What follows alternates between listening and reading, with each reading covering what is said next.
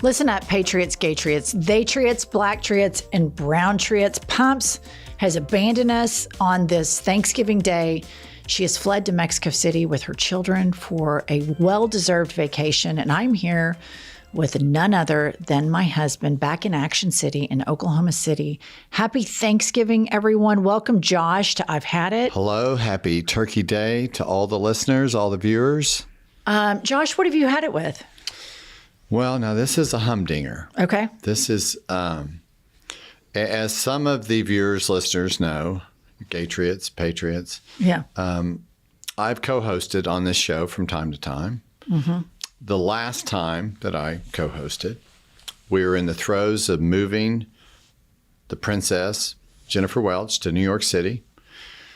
I was told, given rather short notice, that I was going to be co-hosting. We were en route to the studio to co-host, and it dawned on me that I was wearing the same outfit I'd worn at the gym, not realizing that the filming of this was going to be sort of full length, full body. Right.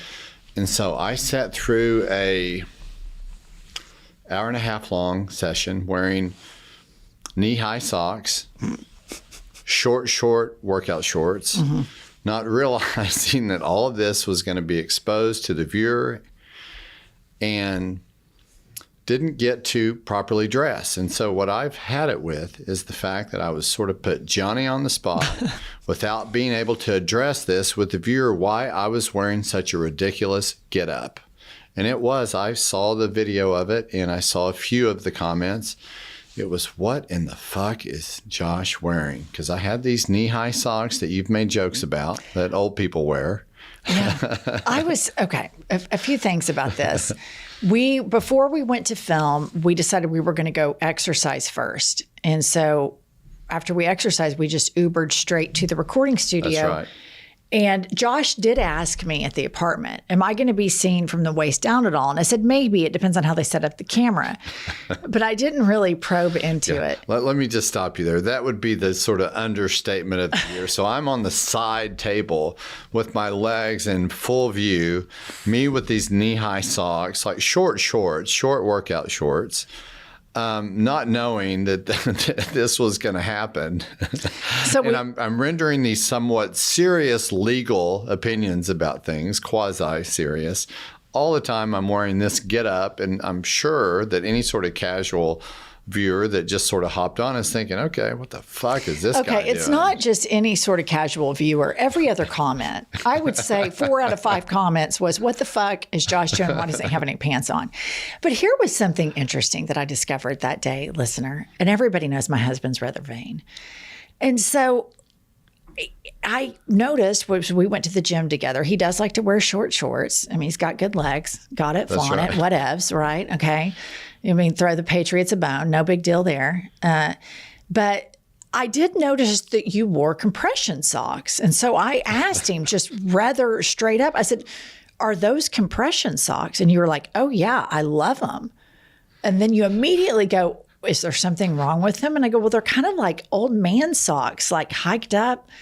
It was just a really interesting look, considering you really spend a lot of time curating your outfits together. I was so surprised. And I support, if you need compression at your age, darling, I support that. Thank you. I am so shallow that the thought that anyone would look at something I'm wearing and then have some hesitation about it, so that instantly sort of jarred some sort of insecurity in me. And I like a high sock, because I've got these trashy tattoos from like the 90s that I got in Arkansas. And so I like to cover those that's up. A complete lie. You did not get those tattoos in the 90s in Arkansas. You got them when you were like 40-something. We were married, and I remember it crystal clear. A couple of them were 99, maybe, 98. No, not these on the calves. No, these were you were 40-something years old. Anyway, these long socks I like, and the compression I think does help with circulation, but I didn't realize it was a sign of aging, that looking at someone wearing compression socks, you immediately equate that to kind of an old man. And once that dawned on me, I thought, okay, these compression socks are going to have to go. Like, I don't know that I can. Have you worn them since then? Yes, but not pulled up to that extent. And in fairness to me, I was not told that this look was going to be shown on the internet to hundreds of thousands of people. I didn't know that. Had I been given some notice of that, I would have adjusted my wardrobe I think slightly. our listener liked it. Here's the thing. We put out so much content. And then how fun for them that they're, like, oh, they're in New York, Pump's out of town. Oh, the husband's subbing in. And then all of a sudden there's a wide shot and it looks like you're sitting there in your goddamn panties. That's exciting in Trump's America. And then I like to share that with Jennifer. I go, Jennifer, I look like a buffoon. And of course, she just gets this glowing look on her face like, I know, isn't it great? It's like zero empathy for my presentation. Keep in mind, I do have a law firm that I practice at. So I'm on the internet looking like a fucking buffoon. But hey, it's exciting. I think it's exciting I think it's exciting that you were reporting legal matters in your panties. Kylie, did you notice when you first got the footage, because the studio would have sent it to you to edit, what's the first thing you noticed when you saw the footage? And then please elaborate on the comments on YouTube. I'm so glad you brought this up because we had an incident 2 years ago where Josh was mad at me because I didn't tell him about his panties that he was wearing in that episode. Yeah. So I get this footage, I pull it up, and I'm like, he did it again. I couldn't believe it. I thought this must truly be a choice, so I didn't say anything. You thought I was going for that look. Yeah, I think you wanted the comments a little bit. I want to get spicy. And I do want to say this. I do want to give Emma a shout out and say I apologize. Like, I'm sure I showed up like that. And she was very smart, intellectual person and great guest. And I'm sure she was like, okay, what's the story here? So I did want to provide some context for the viewer and just sort of get that grievance off my chest. It's kind of set with me over the past few weeks. But I've gotten past it. So. I think it's fun. I think it's exciting for podcasting. I think it was a curveball, and sometimes the mundane content that comes out. Jennifer's husband subbing. Oh, he's not wearing pants. I thought it was exciting and fun. Didn't you, Kylie? I did. I thought it was nice. And honestly, Josh, it's really good for our algorithm. So thank you for taking one for the team. That's good. Yeah. Thank you. Okay, let me tell you guys what I've had it with. So I've had it with something to do with my husband. When he orders from a particular fast food restaurant on DoorDash, somehow my phone number is synced with this taco shop. So he's ordering his own meal that has nothing to do with me. I'm even in a different state. I'm in New York. He's in Oklahoma. And I start getting text alerts. Thank you for placing your order at the taco shop. I'm FaceTiming with him and this goes down. I got 6 notifications for your DoorDash order. And it wasn't even food for me. And I don't know how I'm involved in this relationship with you in the taco shop and DoorDash. I don't know how I get out. I don't know how to unsubscribe. I want to take a poll that says, I don't want to be a part of this relationship.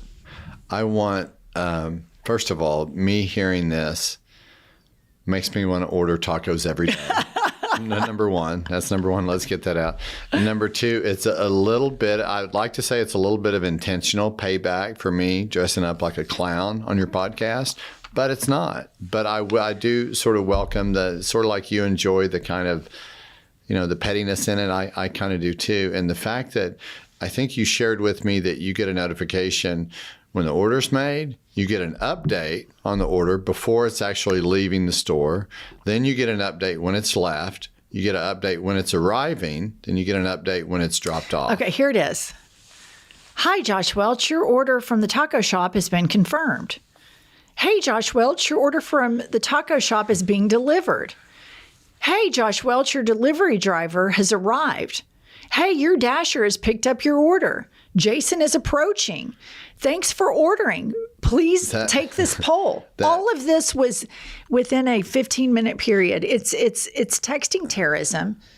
And I didn't consent to this. That makes me so happy. I want to go in and amend every other account that I have to get you kind of CC'd on this. So if you're tucked away in Manhattan and I'm down here in the throes of Oklahoma, I want you to be in the midst of some important meeting and get some ding ding on your phone that is nonstop about me ordering some cheeseburger or some taco.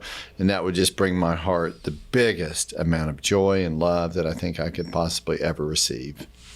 All right. All right. Welcome to I've Had It, America's top DEI podcast. Happy Thanksgiving to everybody. Kylie, how are you? I am good. Happy Thanksgiving to all Let our me ask you this. Did you get a light out there? Do you have a light? No, this is me raw. That's glow? Yeah, this is just my natural glow. Girl, you look Wow. good. I actually did a face mask last night. Do you It have looks good. big Thanksgiving Day plans, Kylie? Let's hear about it. I have to go to Memphis, Tennessee. Ouch. Yeah, so we're going to go from red state to red state to celebrate Thanksgiving. Well, that's a straight shot down I-40, so enjoy. Go eat turkey. Thank you so Have much. fun with the fam. Thank you. I've got some reviews for you guys. Okay, let's see them. This one is 5 stars, titled Hope as a Blue Dot in a Red State. And they write, I'm a first-gen American-born citizen who happens to be a blue dot in a red state. This podcast has restored a bit of hope that I and people who look like me are not alone. It's a breath of fresh air, and I'm so glad to have found it. Please continue being the voice for those of us who feel voiceless.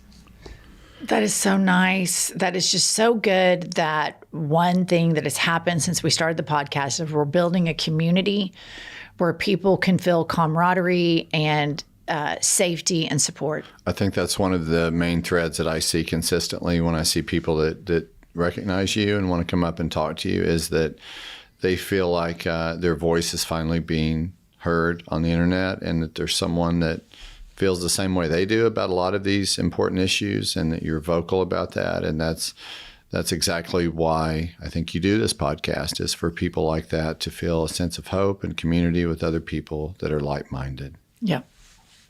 Kylie? Okay, the next one is 5 stars, titled Refreshing, and Louisiana Liberal writes, man, how awesome and refreshing is it to hear a couple of Southern or Southwestern white women speaking the truth and not sugarcoating anything. You ladies are giving these maggots and the magocrats their comeuppance and a taste of their own medicine, which they can't stand. Anything that gets their hidden panties all wadded up is music to my ears. Keep up the great work, ladies.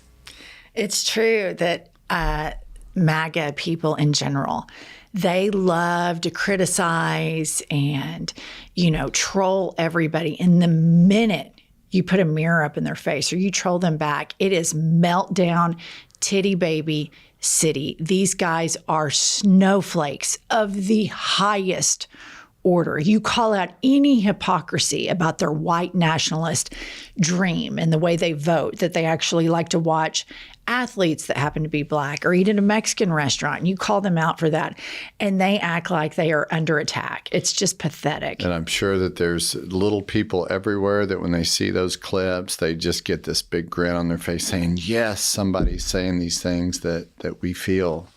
And it sort of it gives them a sense of hope.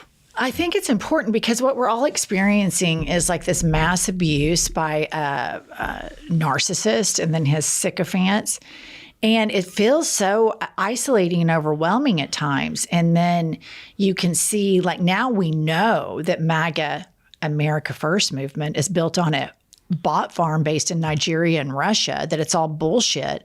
But you can feel like, oh my God, they're taking over. And then you realize, no, there's a lot more of us. We just have a lot more to do in our lives. Like liberals in particular, we don't just sit on the internet and troll all day. Right. And so you either have a bot that does that, or the real full-blown cultists, like their whole identity is like the Trump assassination photo. Right. And I think it's interesting. I saw yesterday Marjorie Taylor Greene. She's resigning after sort of being in the throes of MAGA hell for a week or two. And I heard this other commenter say, basically, I've been in the throes of MAGA hell for years. So you're getting 1 week of it and you're deciding to dip out. I go, welcome to the real world. Exactly. Which is where you all live day in and day out. So, and kudos to you all for fading the heat and bringing the truth. Yes, thank you. And I noticed that as soon as Fox starts browbeating us all the time, Kylie, I think you can attest to this. We get like docs with a bunch of 1-star reviews. So do me a favor, listener and viewer, if you have not reviewed our podcast, go and flood it with 5 stars. We're probably only 4-star podcast, to be quite honest, but I think you can go ahead and do a 5 for the country, right, Kylie? Go ahead and throw in my name if it's anything to do with this episode or me. Talk about in the compression socks, compression socks and the panties. It's too bad we don't have a wide shot today because he does have on a really cute pair of blue jeans. We save the wide. We have shots. a wide shot, but not one that peekaboos under the table. Speaking of some of this, I have a news story tailored just for our guest. Okay.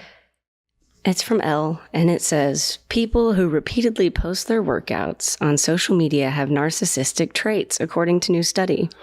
And according to the research, people who post frequently about their workouts display a clear primary motivation to boast about their looks, or at least about the amount of time invested in physical appearance.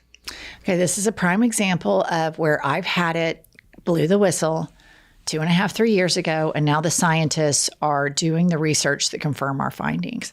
A couple of points I want to make here about Josh. Number one, I noticed, our youngest son noticed, it showed up in the algorithm. Josh has this trainer at the gym who makes these hype videos of Josh working out with an abundance of hashtags. And one of the hashtags that he uses, Josh's trainer. And Josh is not like, this isn't a collab post. This is Josh's trainer posting Josh. And it shows up in our algorithms, which I immediately shared in my story and put my husband, the gym influencer, when I get to see them.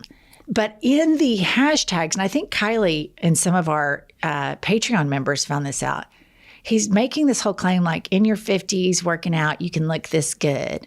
Look as good as my baby, Josh, right? But some of the hashtags are hashtag menopause, hashtag perimenopause. Kylie, have you noticed that? I haven't seen that. Yeah, hashtag menopause, hashtag perimenopause. I don't think that I've seen that either. The only correction I would make, Kylie, from that headline is that there's no may in that before the narcissism. Like there's absolute narcissism. I think that it's suggested. But it's this fine balance when you work out or you do something that you're proud of, like you sculpt your body like I have, and you've worked hard at doing that. How much of that do you get to sort of show and not, have too much swag or narcissism? How much can you just say, hey, I work out a lot and here's a picture of me working out, versus, the flip of that is, oh God, there's another workout video of Josh. What's the appropriate amount that you can sort of dip your toes into that without looking like a complete Let me narcissist? ask you this. If there was no narcissistic exposure risk, and if it were just up to you, would you post your workout every day? I don't think I would every day, but I would maybe once or twice a week. A week, maybe. Let me ask you this. Because it's something. Would you be flexing your muscles in any of these posts? In the course of working out, I would be, but I wouldn't just be like in flex pose for the picture. Okay. But in the course of doing it, but it's kind of like, because I do it so much, it's kind of like back when we were raising our kids, you did it every day. So you thought, okay, this is a good idea. Let me put a picture of my kids up, in front of a pumpkin patch for Halloween or whatever it is. And so it's, I guess maybe that's not being completely genuine because this is more about me, not my kids, but it's a balance that I'm trying to find. If you had a choice and you could post outfit of the day and or my workout of the day, which one would you pick? And there's no risk of being called a narcissist or internet ridicule. Man, that's a tough one. Some good outfits. But that would be a single picture. Whereas on the workout, I can post the video of the full body. So of the man in motion. Yeah, man in motion. So listen up, ladies. Listen up, ladies. Back off. He's all mine. All right. It's a really hard one. Okay. Kylie, what's next? Okay, I've got a disturbing news story coming out of Louisiana, and it says a Louisiana teacher sentenced to 41 years in prison for serving her students cupcakes laced with her husband's sperm. What? Wow. In the actual fuck? There's so many questions I have about this. Number one, clearly it was probably the husband's idea. He's probably some sick puppy, right? And then for her to go along with it is insane. But how was this discovered?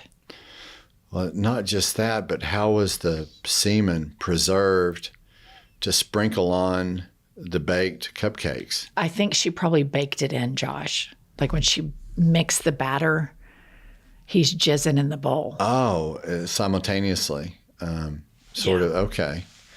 She's got her mixer going. Wow, that's a lot. And he's over there. Yeah. Kylie, do we have any other details regarding this? I do. So it says the woman is Cynthia Perkins, a former teacher from Louisiana. She was sentenced to 41 years, pleading guilty to a series of disturbing crimes involving her ex-husband, Dennis, a former sheriff's lieutenant. Cynthia admitted to several offenses, including serving her students the bodily fluids.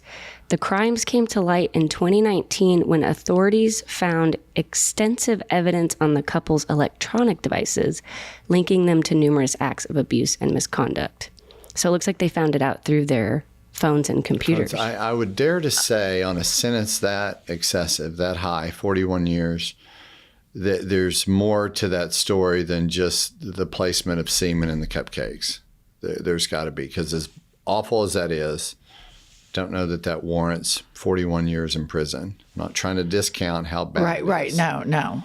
And we appreciate your legal. No, there has to have been more. Something made them look at the phones and the computer. Right, they're on the phones and they see all this other stuff, and that's what we don't know. But, man, and I noticed the article said he's serving a 100-year sentence.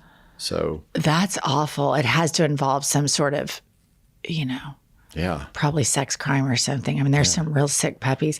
And here's the thing, you can never uneat that cupcake. No. You just can't uneat it. We don't know how many students. How many cupcakes? How many cupcakes? That is so vile. Well, that's uplifting. Happy Thanksgiving. I hope you're enjoying your stuffing, listener. Stuffing. Hope you're enjoying your mashed potatoes. And be warned if your grandmother made cupcakes today. Yeah, if brother-in-law Jeb is handing out the dressing, you might kind of look at it differently this morning. It's like, watch out for that gravy, that giblet gravy. Ouch. It's disgusting. Okay, one more news story. Okay. 43% of Americans would leave their partner for $1 million. Survey finds. What do you guys think? Oh, wow. You know what? I'm going to say, baby, I wouldn't quit you for 1 million. 10 million maybe, but 1 million, I don't think so. I would be taking a pay cut.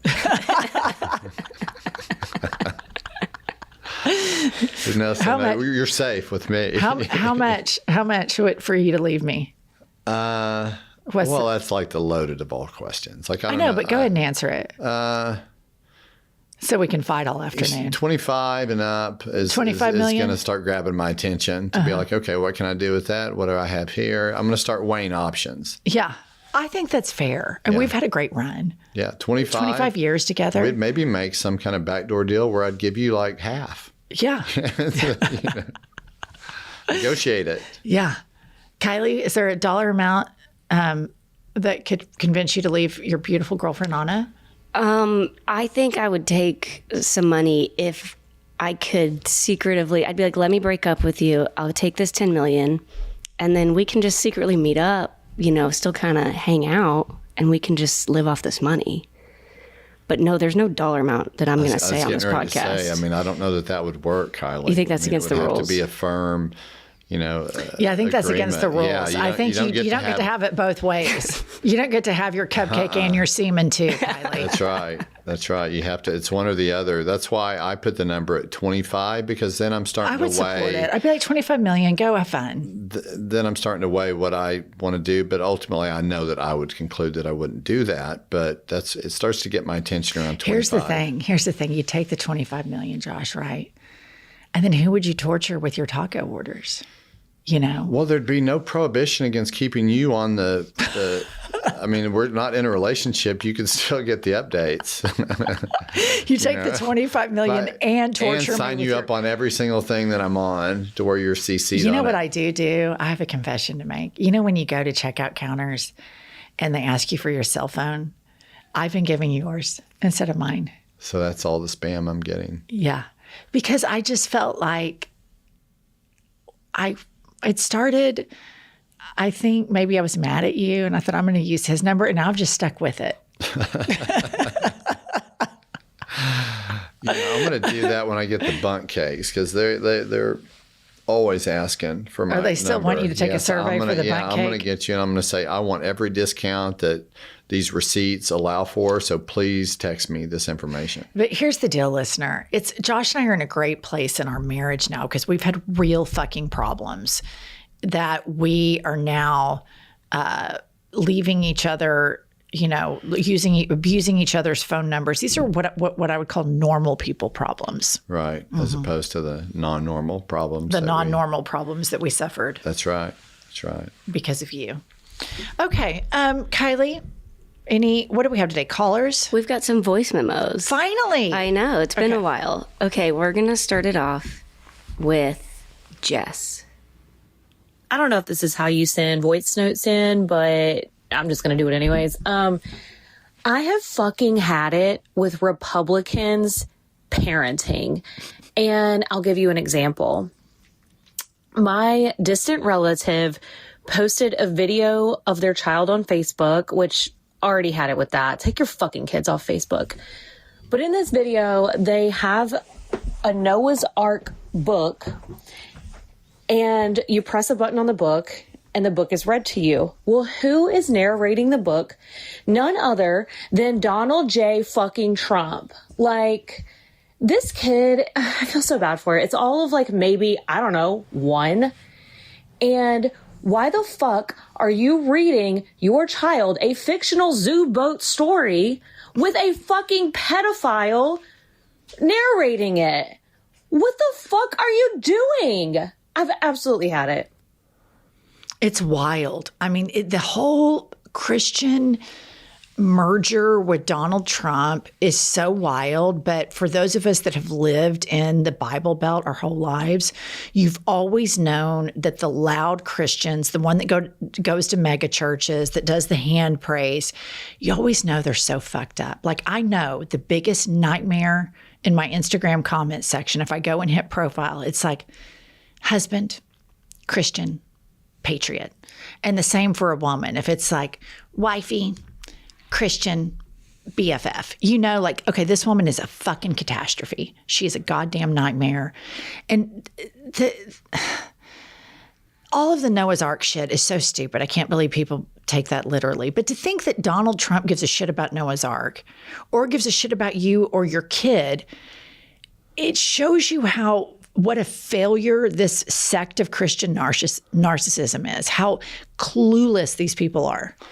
And it's amazing that he's the poster child for the right religious movement, that's Donald Trump. And, one of the reasons I think he's the poster child for that is because he delivered for him. And that's all they care about. They don't give a shit about whether or not he's a Christian or if he practices or he delivered for them when they needed him. He's a diabolical motherfucker, and he produced. And so they're all in for that. But the fact that just our day-to-day people, that you would think it's normal to have him read a children's book, I still every day have to think, God, we reelected this man. How did this happen? Like, I'm still somewhat in shock of that. And so then you take it even further. He's reading children's books, or he's selling his brand of, I saw that he has his own gun that he's selling recently, like a firearm. It's such a grift. It's just all of it is. And the people are into it. Like, they're a part of it. And I don't understand it. I don't know what else to say about it. I sound like a broken record, but I just don't like this lady, this caller, when she's hearing, why the fuck is he reading a children's book? I think that shit every single day about some headline I read or something I see as it relates to him. It's like, how? How did this happen? It's wild. All right, Kylie, who's next? Okay, up next we've got Ginger Vandersnatch. Ooh. Wow. Hi, Pumps and Associates at Law. This is your favorite hyper-locally famous drag queen, Ginger Vandersnatch, and I've had it with hotel literature. Now, when I walk into a hotel room, I want to go into an oasis. I want to go into a beautiful, comfortable place. And instead, recently, I found myself walking in to the Library of fucking Congress, Why does every flat surface in a hotel room now have literature on it? The first thing I do now, before I unpack anything, is I have to walk around and take every bit of literature off of every flat surface and put it into the drawer with the Bible, which obviously I'm not touching. I don't know what it is now, but there's a menu for everything. There's a list for everything. There's instructions for everything. I'm so sorry, but if you cannot realize that to get room service, you need to click the button on the phone that says room service, maybe you should be hungry. That's it. That's my had it. Love you all. Josh. Well, I agree with Ginger. Ginger Vandersnatch. Yeah, Ginger Vandersnatch. I agree with Ginger, and it seems to be a little bit outdated that hotels would still have a Bible in them. I don't. Some of them have a Book of Mormon. Yeah. Which is wild. Yeah. But yeah, I do think it's crazy. Like, here's the thing about the Bible. Like, there's been so many other great books written since then, and I feel like this is like the thing with Trumpism. Like, it makes perfect sense that the people who want to make America great again, they read a 2,000 plus year old book every day. They form social groups where they have a Bible study. They are stuck back in this patriarchal time period. So of course they're thinking backwards instead of forwards. And it's just this Iron Age book that to me has just been overblown so much, and it's wrought with contradictions. Now, the Jesus Christ character, he's really kind of a great guy. Yeah. He's this radical socialist. He's dark-skinned. He hates rich people. He sounds a lot like Bernie Sanders, the atheist Jew. So it's just mystifying to me that so many people that I know that are big Bible study type people are just such pieces of shit. Like, if I've ever met somebody like, oh yeah, I just went to Bible study, and that's a red flag. I'm always like, okay. And why Ginger needs to look at some of these hotels that she's staying at and maybe vet. I don't know that I've seen a Bible in any place that we've stayed at recently, so that could be kind of a red flag, some of these places. Maybe look at some other spots. Yeah, I think that, Ginger, when you're booking, you need to email and say, do you provide Bibles in your rooms? And see how they answer. Don't make it a leading question. Yeah. So it's important to me that you don't. Right. So. All right, Kylie, who's next? Okay, up next we've got Sam. Hey, Jen and Pums, love the pod.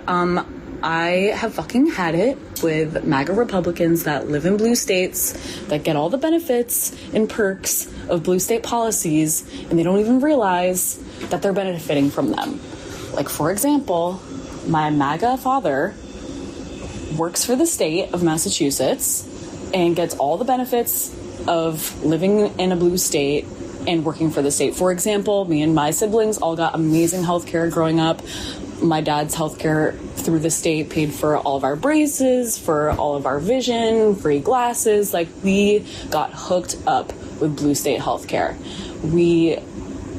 He makes a pretty good salary for an entry-level job, and the state pays us. And then he goes around complaining about, liberal policies and blue state policies and high taxes and all this bullshit. It's like, dude, that's literally the only reason why you could live and support your family with no college degree. So I've fucking had it. I've had enough. It makes me want to be like, go fucking move to Alabama and go see how much you like the red state policies then. Go see how MAGA you are then with your job in your current state, because I guarantee you won't fucking like it. That is such a good grievance. And I think about this a lot. Like, the people in blue states that are flirting with Trumpism, that have taken for granted that they have a government that is going to protect them, a local government that's going to fight for their safety, that's going to value health care, a woman's right to choose, et cetera. If you were to come live in a red state like Oklahoma is ranked 43rd or 44th, okay? And here's what happens to the red state MAGA. they start buying into the bullshit. They get so indoctrinated that Kevin Stitt, the governor of our state, he's a real prick, but he's a polite prick. He's more polite than Trump is, but that's more insidious to me. At least Trump, you know he's a dick, and you know he's going to do dickish things. Kevin Stitt is a dick, but he wraps it in, I'm going to do everything for the Lord and blah, blah, blah. Oklahoma's ranked 44th. That's a bottom 10 state. The whole time he's been governor, he says to the public, we're a top 10 state.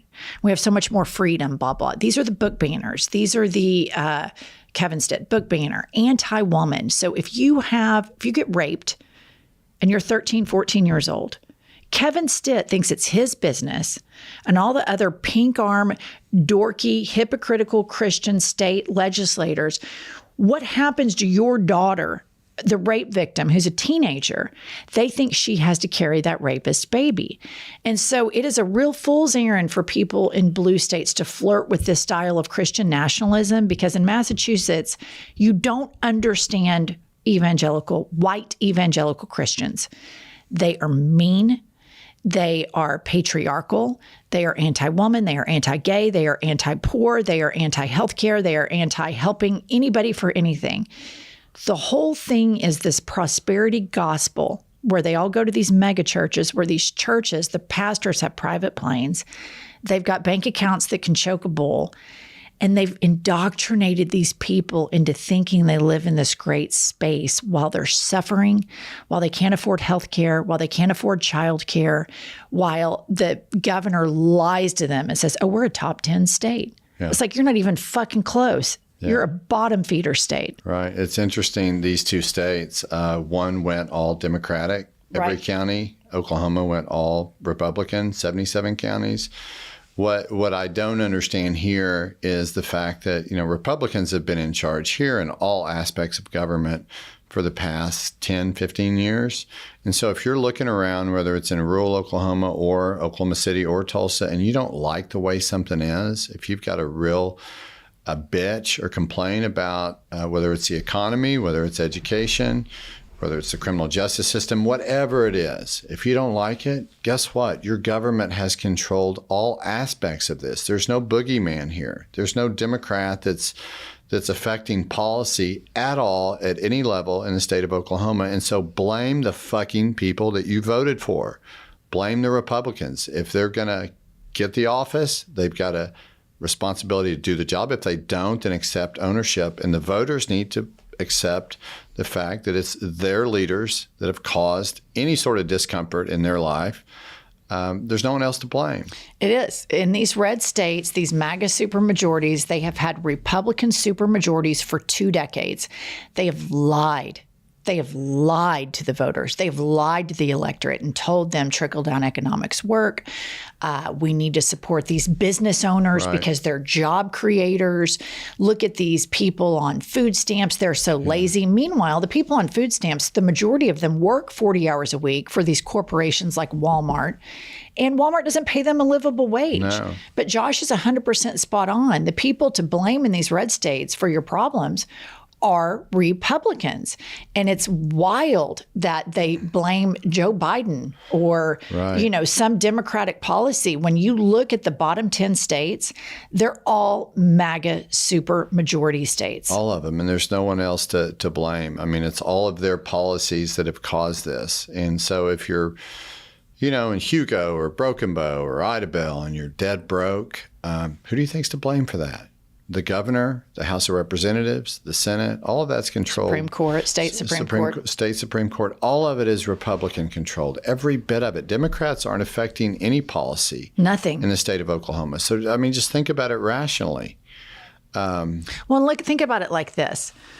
We did have a Democratic governor in 2011. His name was Brad Henry. We were ranked 17th in education when we had a Democrat that could help fund education. Since then, listeners, blue state listeners, we have dropped under Republican rule, Republican supermajorities. We're 50th in education right now, 50th. In a lot of parts of rural Oklahoma, they cannot fund the kids to go to school Monday through Friday. So they cut the classes to 4-day school weeks, which leaves, if you're a working class parents in rural Oklahoma, small town Oklahoma, what do you do with your kids on Friday? A lot of these poor kids factor in getting breakfast and lunch at school, which, by the way, our big Jesus Christ supporting governor, Kevin Stitt, turned away federal funds to feed kids when Joe Biden was president. That's how Christian he is. Right. And think about it like this. This indoctrination, this Republican propaganda, these Republican lies are so powerful that the same people whose kids now only go to school Monday through Thursday, and they have this deficit on Friday. What am I going to do with my kid while I go to school? The state isn't going to help feed them. I'm on SNAP or whatever. Trump won these counties by whopping double digits, 30, 40, 50%.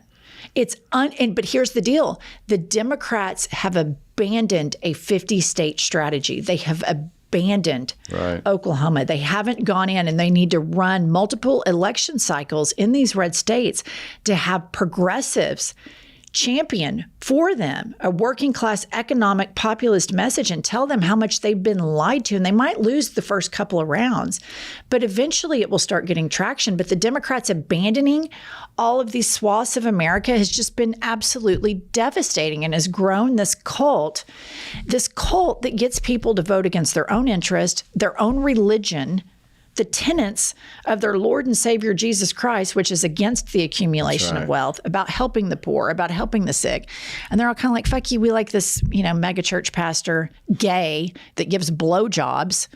Kanks. The hypocrisy and all of it is just pretty breathtaking. And, we used to joke about this quite a bit, but if any of the Christians that we knew, if any of them just in any way remotely resembled the character of Jesus Christ, I think we would love those people quite a bit. Yeah. But they don't. They set this thing up as the thing that they worship, and then none of them emulate it. None of them strive to be that thing. And so it's just a really weird dichotomy. And then you pick Trump to be the leader of that sect, and he's probably the worst person in the world that you could think of that would be a devout Christian. I don't know. But the whole thing is just sort of mind-blowing.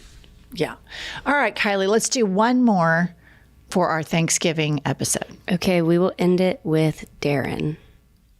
Hi, Pumps. Hi, Jennifer. Hi, Kylie, the magic lesbian. This is Darren from Jersey, the gay Jersey boy. I just wanted to say I have fucking had it. I work for the United States Postal Service, and I've had it when you put in a letter in a mailbox when it says current resident, and they tell me that their name is not current resident. I actually had to have a sticker made explaining what current resident means.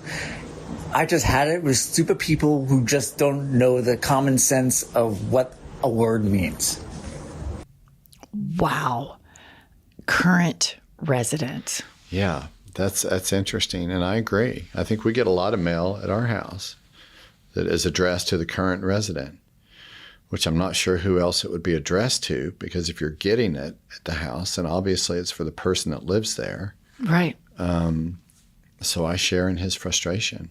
Yeah, and I really want to give a shout out to all the post office, because that's something that might end up being a casualty in this Trump administration. They want to go after the post office because of mail-in ballots and all of these things. And, postal workers, I'm always so happy when I see the postman.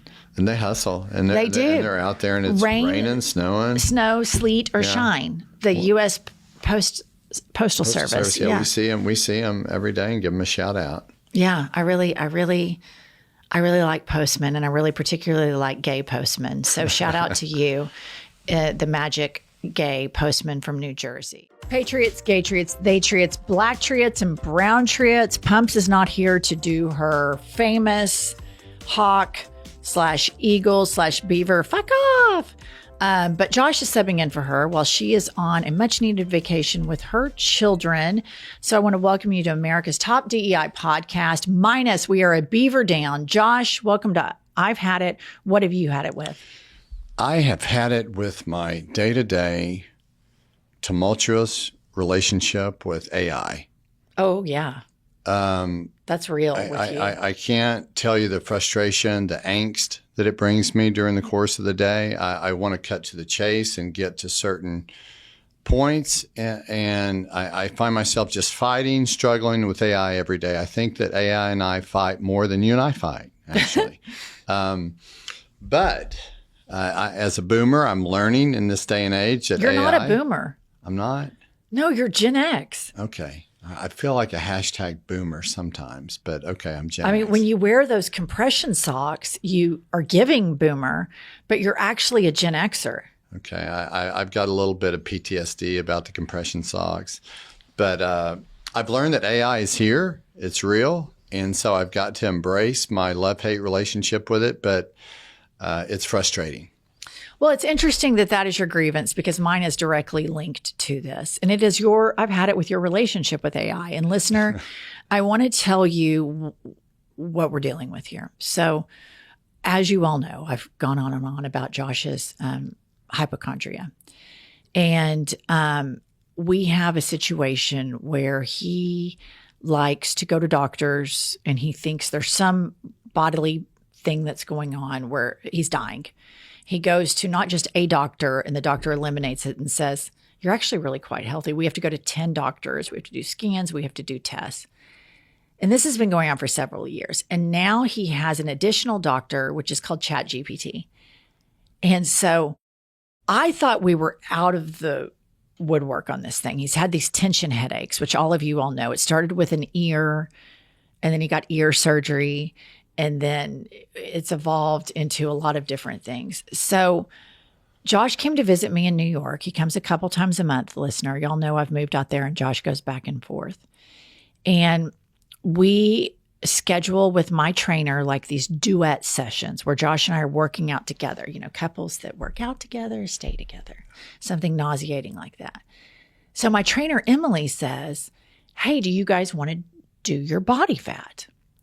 And I was like, oh, yeah, that'd be fun. We'll do it. And so she said, okay, we have time to do it tomorrow. So Josh and I go to the gym. We work out with her. And then we get on this machine and it does our body fat. And she does mine. She tells me what it is. And then she does Josh's. And Josh comes back with like a 4% body fat. And he is like dancing in the room. Like he feels like he is the specimen, all of these things.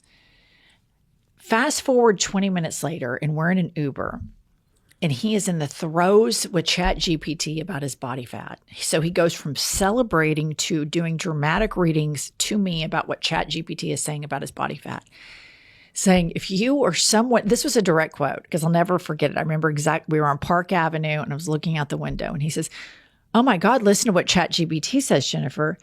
If you or someone you love is suffering from 4% body fat, you should seek out, and then it lists a whole new group of professionals that Josh can go to, like a nutritionist, all of these things. And it also ties in the body fat to the tension headaches.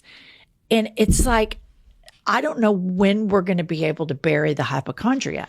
I went through 3 or 4 layers of the body fat being directly related to my tension headaches. And that's part of my grievance with ChatGPT is that I spent three or 4 hours diagnosing myself with these illnesses that then open other doors. And it's like this ongoing loop of insanity.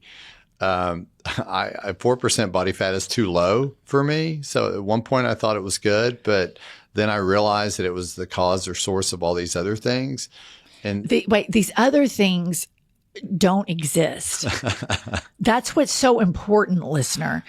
The cause of all of these other things have been eliminated, and not just by a doctor like looking at him and listening to him. I'm talking about like CAT scans, MRIs, dye injected contrasting X-ray type things that provide contrast.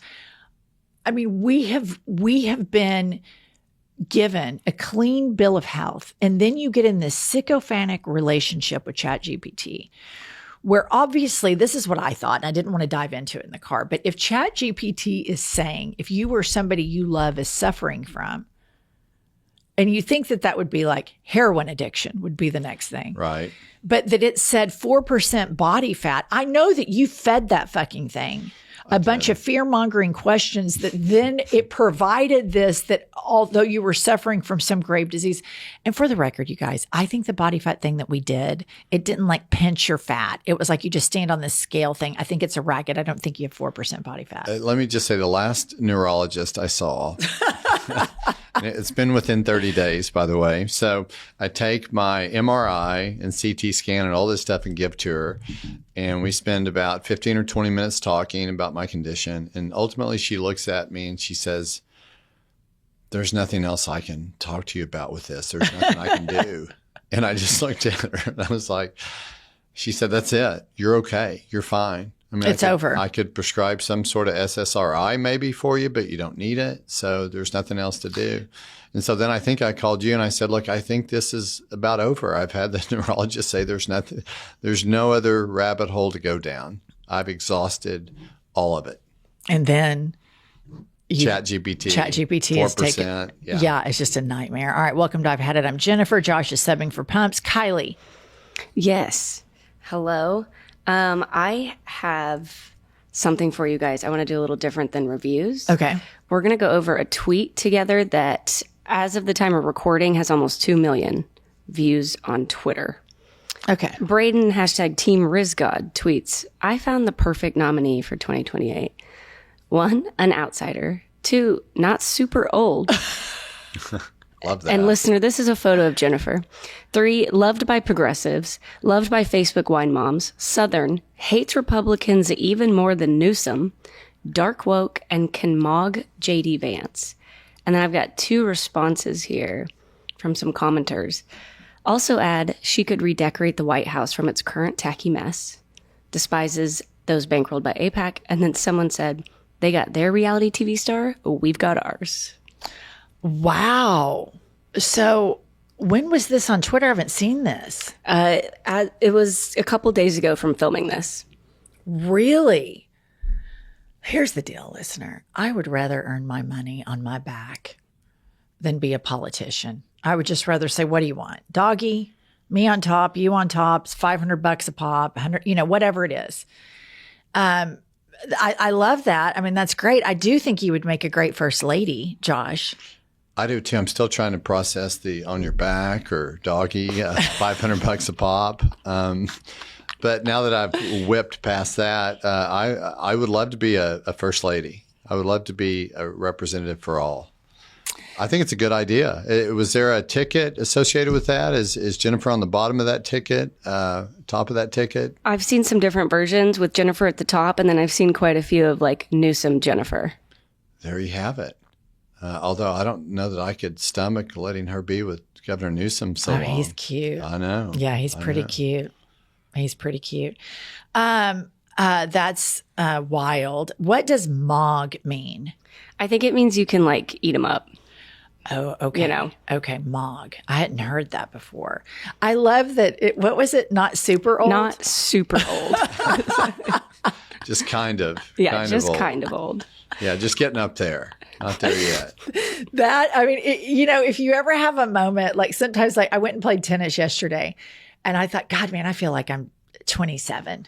I felt like when I left the tennis court yesterday, because I ran down every ball. I didn't let one ball go. And I thought, I'm as fit as a fiddle. That's right. I feel like I'm 27 years old. And I wanted to say thank you to the poster of that put me right back square in reality. You're just not super old. You're old. You're just not super old. You're perfect. Perfect for the ticket. That's so nice. That is so nice. I think that I am better positioned holding politicians accountable than being in the White House. Although I would really like the plane perks because traveling has become insufferable because that goddamn Kristi Noem, she is the biggest grandstander showboater I've ever seen in my life. She has in TSA lines everywhere a video of her. Hi, this is Kristi Noem. I shot my puppy and my goat. I don't want you to turn into a cash, though, if you got to be vice president or president where you're just taking these, unnecessary trips to Vegas and back and forth. We can't let you abuse the air. Yeah. Yeah. All right, Kylie, what else? Okay, we've got some news stories today. The first one is from Salon, and it says, "Don't blame women for men's loneliness. Blame capitalism. There's a lot of money to be made off angry, isolated men." And it goes on to say the real story is the booming industry built on male isolation, where influencers, crypto grifters, pickup artists, and gambling apps have realized loneliness is an incredible profit opportunity. And OpenAI is moving in the same direction, pushing ChatGPT toward features that let the software act like a user's romantic interest, despite warnings that this could send users down mental health spirals and pull men even further out of the real world. It's an economy that thrives when men stay lonely. Okay, that's interesting because I do feel like there's this, emergence of the male loneliness epidemic, and it seems to be being prioritized over everything else.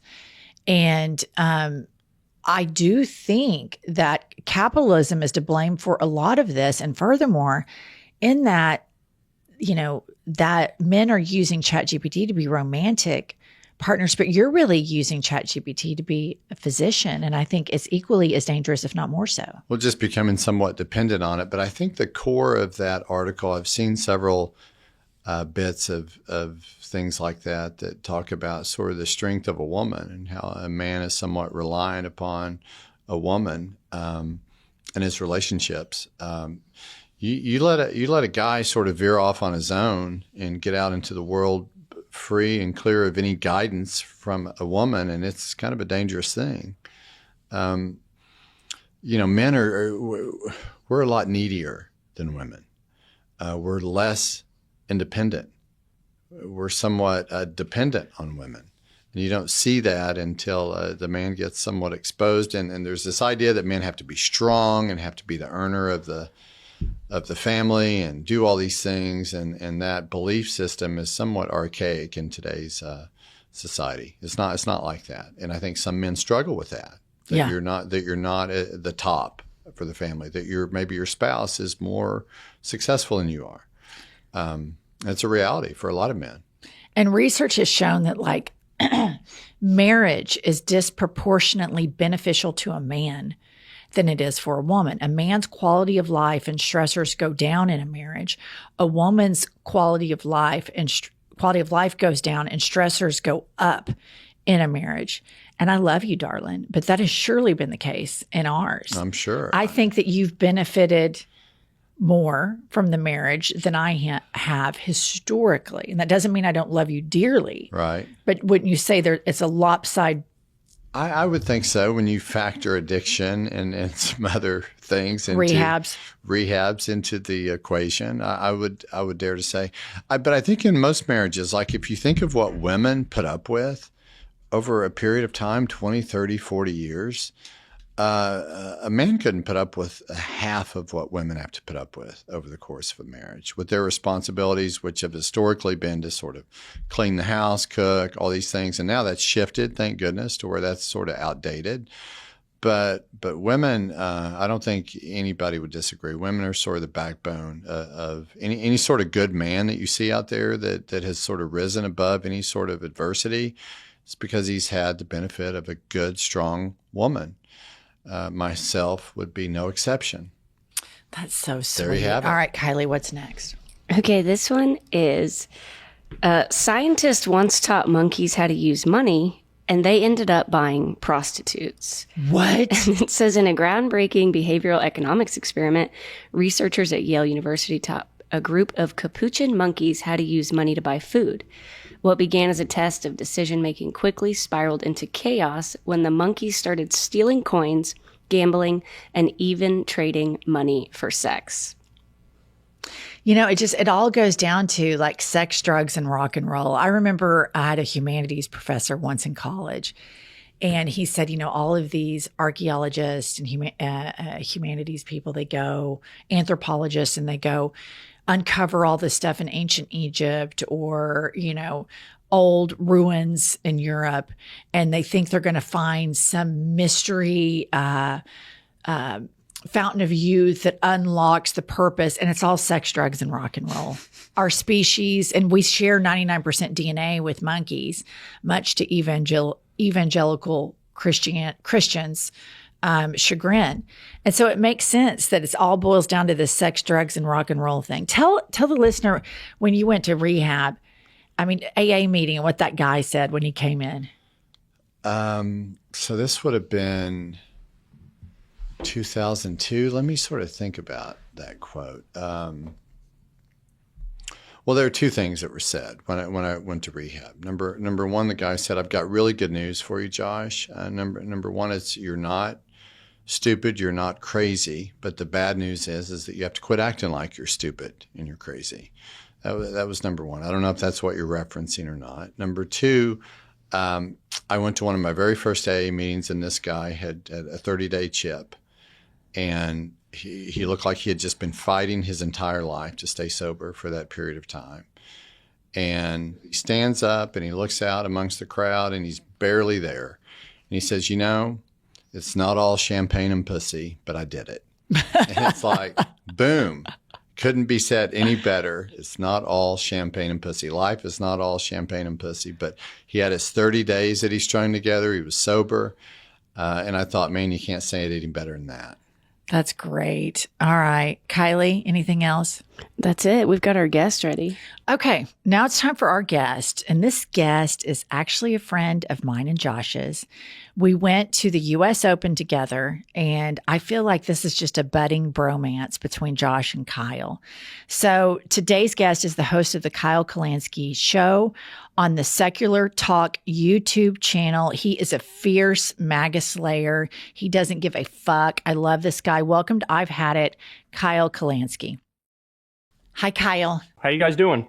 We're doing great. Kyle, it's kind of been a little bit more fun being progressive the last month or so. Like, I kind of feel like we're all getting our swag back a little bit. And you and I have something in common, that we both just love to relentlessly and mercilessly mock these not even beta male, zeta male, whining titty baby MAGA men that shit the bed every single time somebody says something true about them. Yeah, that's what I love about you, is that you have a way of always getting under their skin, no matter how true the thing you say is. They can't help themselves. It's like a fly to a bug light. And so, yeah, I take some inspiration from that myself with all the memes that I post. Don't you think that with me, they feel a sense of betrayal because I look like I should be one of them? I sound like I should be one of them. And so it really hurts when they hear a woman with a Southern accent, a certain socioeconomic bracket, and they think, wait a minute, we've lost her. And so they just really, like Fox News in particular, they are just, they start their news stories, the five they're called. They start off with, this podcast is so irrelevant, and we're the top story of their episode. Well, they're going to keep saying stuff like that until you literally become president, which I don't know if you're aware of this, but this is something I've advocated for privately with Crystal, but also I have no problem saying it publicly whatsoever. I think the country is ready for a Jennifer Welch presidency because you're the only person that brings the heat like they bring the heat. Like, you look at Trump and he's just totally unhinged in a negative way for him. And he just says wild stuff and just kind of gets away with it, but he can control the media narrative. You're like one of the only people that does that on our side, where you can like set a whole discussion in order. And it's really an amazing thing to see. And the funny thing is, they would hear me say that and go, oh, we would love to have an opponent like that. We would destroy Jennifer Welch. And it's like, no, you wouldn't, because you idiots said the same thing about Zoran. You thought like, oh, Zoran, we're going to destroy that guy. Cuomo will beat that guy. And it's like, actually, he dusted you because you have no idea what really sells and what doesn't. And like, that's what the country needs right now, is like hardcore lefties who are going to really go to the mat. Fuck you, lefties. Yeah, exactly. Yes. That's the vibe for sure. Josh talks about this a lot, how he just gets so mad when Democrats play integrity politics. And I think that's been my biggest pet peeve. I don't delve into the political circles as much as you and Jennifer do, but when I do, it's like, why can't we stand for something? Why can't we recognize that we're playing in a different set of rules against a different opponent and improvise and quit placating? Quit being nice. Like I remember seeing someone was going to get a censorship or co-author a letter and send something to so-and-so after they had just decapitated us. And I'm thinking, what good is a letter going to be? What good is a censorship going to be? It's like we're not playing the same game. Yeah, the obsession with decorum and civility politics used to be the entire Democratic brand. That's right. When they go low, we go high. And then what we learned is we're dealing with absolute psychopaths, and that doesn't work.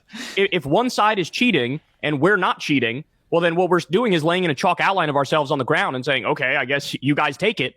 But now we need to see a little bit of the opposite mentality, which Newsom has showed us a little bit, where he said, like, okay, if you guys gerrymander in Texas, we're going to counter gerrymander in California. And like they look at that and they go, oh, my God, how dare you? They literally are suing him to say, you can't gerrymander, but we can gerrymander. That's 100% which is like, right. No. If you guys are going to cheat, we're going to cheat back, because that ironically makes it more even. So I hope you're ready, because you guys created this whole new movement on the left of, like you said, Jennifer, fuck you lefties is the best way of saying it. How do we get our politicians how do we get that to resonate with some of our leaders to play that brand of politics now? Like, how do we do that? I mean, it's a great question. I wish I had a better answer than this, but I just think they have to be forced into it by seeing the meteoric rise of like Jennifer Welch. They look at that and they go, oh, wait a second. This is what's selling. This is what people love. Look at all the legions of supporters that she has and all the people who watch her podcast, and they hang on every word she says. And so they kind of have to be bullied into it in a way. And I think we're getting a little closer. We're getting a little closer to having some people who are in there that are fuck you lefties. But, I want to see more of it. I'm reminded of the video they just put out where they said Trump, what was it? Trump was talking about, oh shit, I'm blanking on it. It was, he went after Mark Kelly, he went after Alyssa Slotkin, because they said, oh, you're doing these illegal orders. So if you're in the military, you can stand down from the illegal order. You don't have to follow an illegal order. And then Trump fired back and said, it's traitorous and you need to be put to death. And then I saw Alyssa Slotkin's response, and she said, I'm not kidding about this. She was like, well, I'm not accusing any particular thing of being illegal. And it's like, no, don't do that, because there are like 78 things that are illegal. And if you're going to represent us, you need to be able to list a bunch of those things. To be fair, Representative Jason Crow, he actually did list some of those things to his credit to say, no, I'm right, and here are the things that Trump did that were illegal. But that's sort of like going to the edge and then backing away from it that I saw Slotkin do. That really annoyed me, because you put us in a worse position than if you said nothing at all. Well, and Alyssa Slotkin voted for Kristi Noem. And so there is in order for where I feel we're positioned right now is we have Hakeem, who drives us all crazy, but he's who we have. We have Alyssa Slotkin. And so my thing is, we can't be super picky. Like if Alyssa Slotkin will say, I fucked up. I shouldn't have voted for Lil Marco. I shouldn't have voted for Kristi Noem. That was stupid. I was trying to play bipartisanship and I made a huge mistake.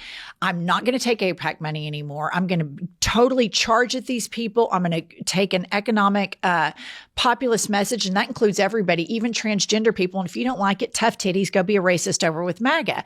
And I wish that the people we have would start moving that way. Like, we'll be forgiving if you just own your shit. Just own it. You're the politician we have. But the Alyssa Slotkins, where they show a little bit of a fight and then they placate to MAGA talking points, drives me crazy. That's as big of a red flag for me as taking AIPAC money, is placating to MAGA talking points. Yeah. And I mean, I'm curious to ask you, do you think she's going to do that? Like, do you think she has that in her to be like, you know what, maybe I should have had a list of 6 things that Trump did that was illegal and not back down? Or do you think it's sort of in her political DNA that, she's a centrist? She's cut that cloth in the same way that Hakeem Jeffries can't fight his way out of a paper bag. Alyssa Slotkin, it's the same. I don't even think these people are centrists. I think they're pick-me Democrats. They're what governs their whole decision-making process is, will people like me? Will I upset anyone? And in that process, if you try to get everybody to like you, nobody likes you and thinks you're worthless because you don't stand in anything. The reason people like me right now is because I stand for something and I fight for it. There's just as many people that hate me too, but at least you know where I stand. In these pick-me Democrats, where they just go right down the center, there's no principle or conviction there. They're not understanding this moment. They're just trying to be popular, which is no different than what Trump is doing, leading with his fragile ego, trying to get everybody to like him. he's just not polite about it. And he's a prick about it. But centrist Democrats are just doing all of this stuff in a very polite manner. And it leaves the same dissatisfaction that MAGA politics do. Yeah, to your point, I actually revel in the fact that a bunch of people hate me now. I like that. Me and Crystal were high-fiving when the New York Post wrote up that article coming after me for sharing that spicy Erica Kirk meme. And we were enjoying it because, you know what? I think you rally more people to your side when you become the enemy of the day among the absolute dead-eyed psychopaths. And maybe in the past, I would have felt like, no, I can reach out to them. I can appeal to them. I can get through to them. I just need the right argument at the right time. But now I feel like I've matured a little bit to the point where I understand that there's some percentage that are just, I call them TFGs, too far gones, that you're just not going to get through to them. And so, yeah, go ahead, attack me. If anything, that only makes us stronger when you do that. So in a sense, it's kind of what worked for Trump, if you think about it. Totally. Like, he would say things that would just rile up the left and liberals, and we would call it out. And then all of a sudden he would get more people that rally to his side on the right. And it was like this weird dynamic with attention where he knew how to direct the attention economy to ride his way into power. And now I think we're getting our swagger and we're doing the same thing. But what he would do too is when he was called out on it, he would double down on it. He wouldn't shy away from it. Like some of the Democrats do, where they go about 80% of the way and then they get called out and then they kind of stop and pause and back up. He doubles, triples down on his position with full conviction. He actually, do you remember in his deposition for, I think it's the E. Jean Carroll case, they ask him, the attorney says, you even said you could grab him by the pussy and when you're a star, they'll let you do it. And he's under oath and he goes, well, historically, that's true with stars. And this is like in a deposition, and Josh is 100% right. He just he triple and quadruples down, but it's the opposite of pick me politics. And I think that when you see Hakeem Jeffries, Chuckles, even Cory Booker, a lot of these centrist Dems, you just think this motherfucker doesn't believe in anything. They just are so thirsty for people to like them. And their milquetoast politics bizarrely comes off as the most boring form of thirst trapping that I've ever seen. Okay, Kyle, before we get too far into browbeating everybody that we need to browbeat, I need to ask you what you've had it with. What have you had it with? So for me, the big one that's been pestering me for a long time is I've had it with people saying Trump is anti-war. I was losing my mind before the election when he would say it on the campaign trail and they would post those memes that say Trump is the pro-peace candidate. And I'm losing it now because you just look at what he's doing. He bombs fishing boats off the coast of Venezuela on like a daily basis. Some of those boats are from Trinidad and Tobago and Colombia. They're plotting regime change in Venezuela as we speak. He illegally bombed Yemen and Somalia and Iran. He's already threatened Greenland and Panama and Canada and Mexico. He said he wants to reinvade Afghanistan the other month. And this is all just stuff from the second term. Don't get me started on the first term, where he increased drone strikes over 400% and illegally assassinated Qasem Soleimani, an Iranian commander who was fighting ISIS in the field. So and then he says I stopped 8 wars. And sometimes he ups it. He'll go anywhere from 6 to 9 wars that he stops on a daily basis. And I'm not kidding when I say one day I was like, I know this is bullshit. Let me look into this. The actual answer is 0. He stopped 0 wars. Yes. And he just shamelessly lies. So that's what sticks in my craw. Oh my gosh. I agree. And I just think also, I heard Ro Khanna say the other day, and I thought this was such great messaging. He said the Democratic Party, first and foremost, needs to be clear-eyed and discuss that Joe Biden gave Benjamin Netanyahu a blank check. And it was so refreshing to hear it phrased that way. And Trump continues to give, out of all the other things you mentioned, he continues to give Benjamin Netanyahu a blank check. He has Jared Kushner and Steve Witkoff, Dumb and Dumber. I think not as dumb as Eric and Don. I mean, those are for sure the Dumb and Dumber, but Dumb and Dumber Jr. They are doing all of this colluding with Vladimir Putin and with Benjamin Netanyahu. And these people, Jared Kushner doesn't have a security clearance. He said he wasn't having anything to do with this. And all of their actions are with very provocative, unethical, fascist governments. I mean, Benjamin Netanyahu's a total nationalist fascist. Vladimir Putin is a murderous, psychopathic dictator. And it's he wants this Nobel Peace Prize so bad. Trump because Obama got it. And it's just amazing that he's found so many dipshits that just sit around and tell him, yeah, buddy, you should have gotten the prize. Yeah, you've solved 8-9 wars. And by the way, these people are personally profiting off of these fake peace agreements that they're making. So Steve Witkoff and Jared Kushner, they're making millions of dollars with crypto. Jared Kushner got $2 billion from the government of Saudi Arabia. And by the way, Jamal Khashoggi was reporting on Jared Kushner giving MBS classified material when he was murdered. Wow. And so there's a lot of nasty, nasty stuff going on where they are personally insanely corrupt. Yeah, this is where Trump says that those things happen in the interview the other day about the murder. That's right. Apparently, there's a phone call too, by the way, that's supposed to come out soon of Trump in the wake of Khashoggi being murdered, where there's some damning phone call that comes out where he says, "Lord only knows what," because Jared Kushner may have been involved in this. Trump may have been involved in this because they're trying to protect MBS too because they have business dealings with him. It would seem like one of the things with Trump, how do you sort of combat someone who lies so much? Like there's so many lies, so much disinformation that's put out every single day. You've just mentioned a few of the different news cycles of events. Like you could literally just go down a rabbit hole trying to combat these things over and over and over. I know that we saw Ty Cobb gave an interview the other day where he said our Constitution is not equipped for a person to defend against, like someone like President Trump. How do you respond to that? How do we respond to that? So I think it's honestly shameless, ruthless, endless mockery at this point. There's like no other way to handle it. Right. When you're this far through the looking glass and when it's this absurd on a daily basis where every day you're dealing with like 12 impeachable new things that he does, like what is there to do but like point at it, laugh, mock him?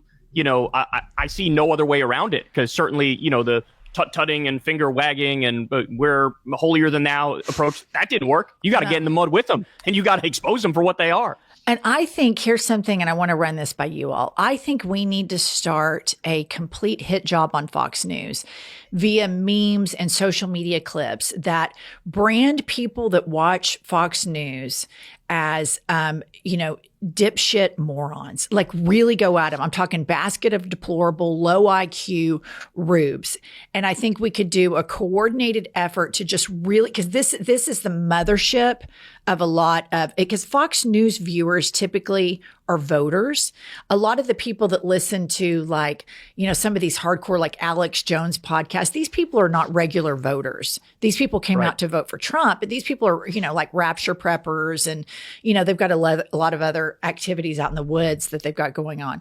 Another thing that I think we need to message, and I don't know why fucking Democrats don't do this, is the failures of Republican supermajorities in red states like Oklahoma, where Josh and I are sitting right now. We are ranked like 43rd, 46th out of all 50 states. Our governor is in the middle of his second term. Prior to him was this dipshit named Mary Fallin who had Republican majorities. And each year we go down and down and down. And I don't know why we are not, Gavin Newsom is doing it to an extent, but this should be a massive effort with Democrats reissuing a 50-state strategy and starting to really go in and changing the culture in red states, because the culture in red states right now is if you're a Democrat, you're a demon. And they literally believe in like spiritual warfare and all this shit. And the Democrats have got to go back into these red states to dull a lot of this propaganda that you have been fucking lied to since Ronald Reagan. And they used your faith to scare you and to weaponize against you. And it's just, we might lose 3 or 4 election cycles, but I think it has to happen. I mean, there's no democratic infrastructure in a state like Oklahoma. None. They've just abandoned it. And people have gotten worse. And then I think it makes the Democratic Party look like we lose credibility. We only care about states where we can win a majority when you have to have a 50-state strategy. And all 77, I'm sorry, Kyle, to interrupt you. All 77 counties here in Oklahoma went for Donald Trump. They're all Republican. So if anyone here, if you look around and you don't like your circumstances, you don't like the economy, you don't like your life, the Democrats have done a horrible job of messaging, then who do you blame for that? It's all of the elected Republicans in your hometown, on your city council, at the state level. They're all Republicans. How in the world do Democrats have anything to do with your demise or your situation? That's what we live with. So Bernie floated the idea of running in red states as an independent, that the Democratic brand is so tarnished in deep red states that you may as well run as an independent and basically caucus with the Democrats and basically run on an unapologetically populist economic message. And honestly, that I think is a winning strategy. I think we got super close with that guy, Dan Osborne. He did that. To an extent, the success of Plattner in Maine, I think, is another good example of a similar thing, although he is running as a Democrat, to be fair. But, to your point, it should be easy to defeat these people because they are objectively harming people's lives on a daily basis. And then when you look at some of the blue states, like you look at what's happening with Tim Walz in Minnesota, for example, this is a guy who, with a 1-seat majority, he delivered universal free school breakfast for kids, universal free school lunch. He legalized weed. He did tax rebates for the working class. He did 12 weeks paid family leave and 12 weeks paid sick leave. He did free college for families that make under $80,000 a year. He did sectoral bargaining for nursing home workers, so their wages went up. So you put a Democrat in there, and it is just wall-to-wall wins, and then the approval rating skyrockets. So it's really one of those things where it's like you just got to get a toe in the door, and then all of a sudden things might change, and Democrats might actually have a shot. All right. Here's one of the grievances you emailed with us beforehand, and I think this one is so hilarious. You said, I've had it with conservatives not understanding land doesn't vote. Yes. I'm sure you've seen the meme before, but Republicans will do this seemingly every week. Somebody will post well, you're telling me Democrats almost won with a map like this? And you'll see a lot of red on the map and then dots of blue. And these people are genuinely dumb enough where they think what are you talking about? Republicans are way more popular. Look at this. Look at this. And it's no, land doesn't vote. The blue dots are where all of the fucking people live. Right? There's 17 people in this giant swath of red, and there's millions of people in the dot of blue. How do you not understand this? Population density is a very, very simple concept, but they genuinely and sincerely don't get it. And that to me is mind-boggling because it's I'm debating toddlers here. What am I doing? I'm wasting my time. I think you've answered the question for how we got Trump second term. And you're also debating toddlers based in Nigeria. Let's just go ahead. Right. A lot of the people that are posting this shit. Another thing you said you'd had it with are conservatives not understanding marginal tax rates. My entire life, and I'm not kidding, I've been doing this full time since 2012. My entire life doing this. Not a single one has known what marginal tax rates are. Not a single one. A marginal tax rate is, if they say, we're going to do a 90% tax rate or a 70% tax rate, conservatives, their brain shuts down and they go, oh my God, the government's taking all of my money. No, that is for above a certain line. So if I make $6 million a year, let's say, right?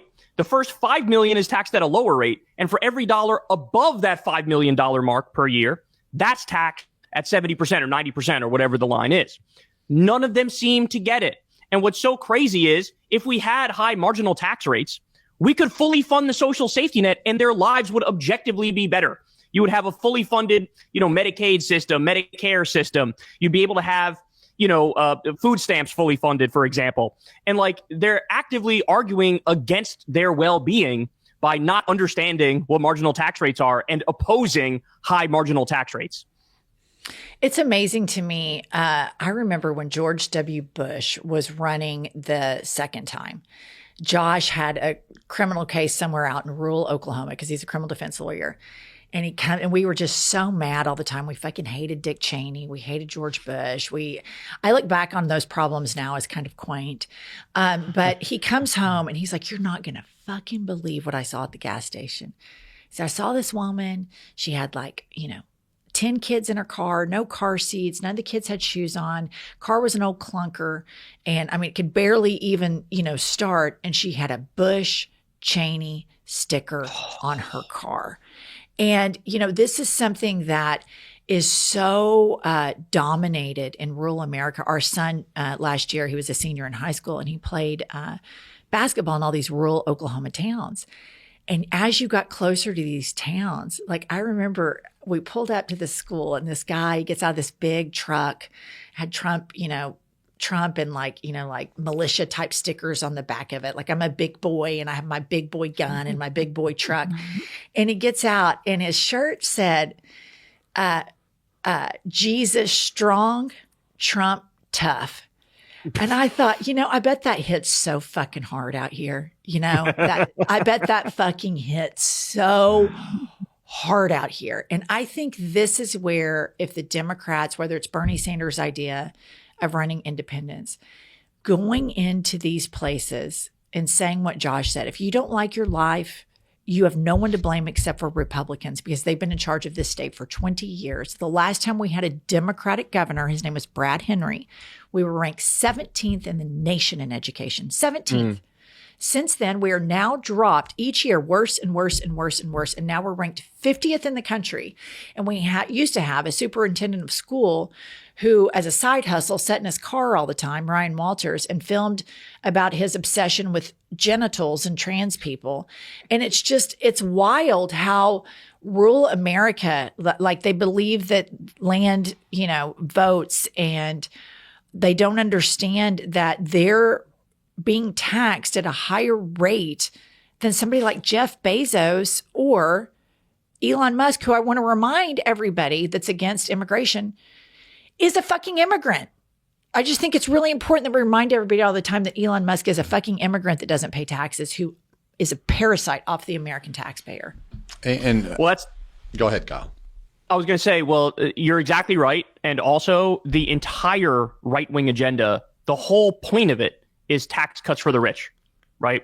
Especially at the state level and at the federal level. And so what ends up happening is the working class gets a higher tax rate. The wealthy get a lower tax rate. You underfund education. You underfund all of the social services. Their lives get objectively worse. And it's all because Republicans have done this trick now for a generation where they talk about, we're going to cut taxes, we're going to cut taxes, we're going to cut taxes. And working class people might think, oh, they're talking about me. They want me to have my money in my pocket more. But that's not true. They're talking about people like Elon Musk. They're talking about, multimillionaires and billionaires. And that's the entire agenda. As soon as people wake up and realize the problem affecting your life in a negative way, it's not black people, it's not trans people, it's not immigrants, it's the billionaires and the fascists and the warmongers. As soon as they realize that, then we'll really, have our moment in the sun. Don't you all think there has been a real shift, though, lately? Because I think the Trump administration has blown their wad really quickly. And the showboating and grandstanding of wealth in this administration is like nothing I've ever seen. The Marie Antoinette redo of old queen. I think he's just an old queen. Donald Trump, listening to Phantom of the Opera, redoing it at the Oval Office. He's building this ridiculous ballroom, which I'm so grateful that every donor wants to put their name in the ballroom, because I want those motherfuckers' name to go down forever as funders of fascism and people who refuse to defend the humanity and the rights of their fellow Americans. But the disgusting display of wealth by the Magnificent Seven, people that own all the AI, and Donald Trump taking the plane, $1 billion. I think it's kind of backfiring. And I think the soil is completely primed for a real fuck you rage economic populist takeover of the electorate. And I think it's an opportunity for Democrats, as far as we have to remind ourselves so that day-to-day people they don't have time to go down 3 or 4 rabbit holes to get their information or their news. They get it quickly. And so we have to take advantage of a way to message. We're given these layups we're right on all the issues like we've talked about. But it's how do we message that in a way that reaches a lot of these people, whether it's in rural America or in bigger cities, because there's so much disinformation out there, and that's by design for us not to be able to give succinct pieces of factual information for people to rely and make judgments on. So there's so much out there. I think you're right. And we're now fighting in that information environment. We're trying to give people the bite-sized factual information that keeps them fully informed, even though it's in a shorter amount of time. So we're fighting on that battlefield. But at the same time, Jennifer, to your point, yeah, I think the thing that actually woke a lot of Americans up, and the polling reflects this, is the Great Gatsby party that Trump had as he was freezing food stamps and freezing 94 million pounds of food aid from going to food banks. So that was one thing that woke him up. And the other thing is the wanton destruction of the East Wing illegally, casually, so he can build his Jeffrey Epstein Memorial Ballroom. And so that's the thing, because, Americans are going, holy shit, inflation is out of control. Yeah. My groceries cost way more than they did before. Yeah. I'm having a hard time paying the rent or paying the light bill or whatever it is. And they're looking at Trump and they're going, you're having a great Gatsby party? You're having a roaring 20s party? What happened after the roaring 20s, you dipshit? It was the Great Depression. It was the Great Depression. Like, what are you celebrating? So I think that was really a moment. And we're getting closer. We're getting closer to that point. I mean, people have already soured on Trump's immigration agenda, but that was like his big sell during the election where he polled well on immigration. But now we're getting to the point where he's underwater on that. And then again, our main thing, and every Democrat needs to hammer this narrative home, is the problem is the billionaires. They're the problem. Repeat that over and over and over until people realize they're the reason your life sucks. They're the parasites. I mean, these are the people who are parasitic, the loopholes. And when you think about the benefit that Walmart gets from us subsidizing their inability and their lack of morals and principle and decency to pay their workers a livable wage. And we subsidize it when we give them food stamps, Medicare, Medicaid. But also Jeff Bezos' use of infrastructure to support Amazon, he should be paying a massive infrastructure tax. His trucks are all over the place, beating down streets and roads. And he is basically fights people that want to unionize. And he pays a shit ton of money to Donald Trump so that he doesn't have to pay taxes. Yeah, and think of Elon Musk. He has taken tens of billions of dollars from the federal government, and what's he doing? He's cutting pediatric cancer research and Meals on Wheels. I mean, think about the optics of that. The world's richest man, who just got $1 trillion pay package, by the way. He's going to be the world's first trillionaire. That guy is cutting pediatric cancer research and Meals on Wheels as he's taking like $30+ billion from U.S. taxpayers. So his rockets explode 48 times. Like, what are we doing here? What are we doing? It's unbelievable. And another thing we were talking about earlier that I wanted to ask you about, Kyle, is do you think that the government's sort of acquiescence on this shutdown, the 7 or 8 Democrats that voted in favor, you think that was a missed opportunity again where the Democrats were on a winning position and about 70 or 80% there with it? And it was at a point in time when Trump's numbers were tanking. You know, the Republicans controlled everything. The Epstein files were an issue. All of that was sort of because I remember reading that, not in the day-to-day, and just being really pissed off, being mad. Well, 100%. They absolutely messed up.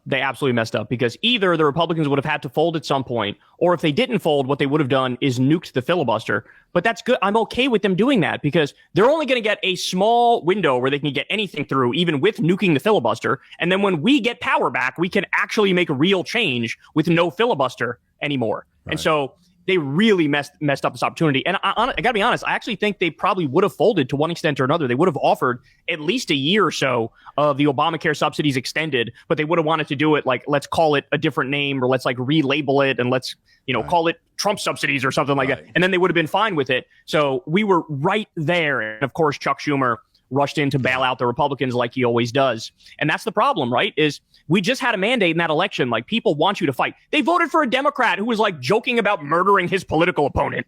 You think they want you to go in there and like immediately cave to these people? That's psychotic. They want you to go to town against them. And it was just like, and then why did we do it? We have all of this momentum, these elections. We had, all the poll numbers, all this stuff. And then you read that and you just think, now, why am I a part of this party? Why are we doing this?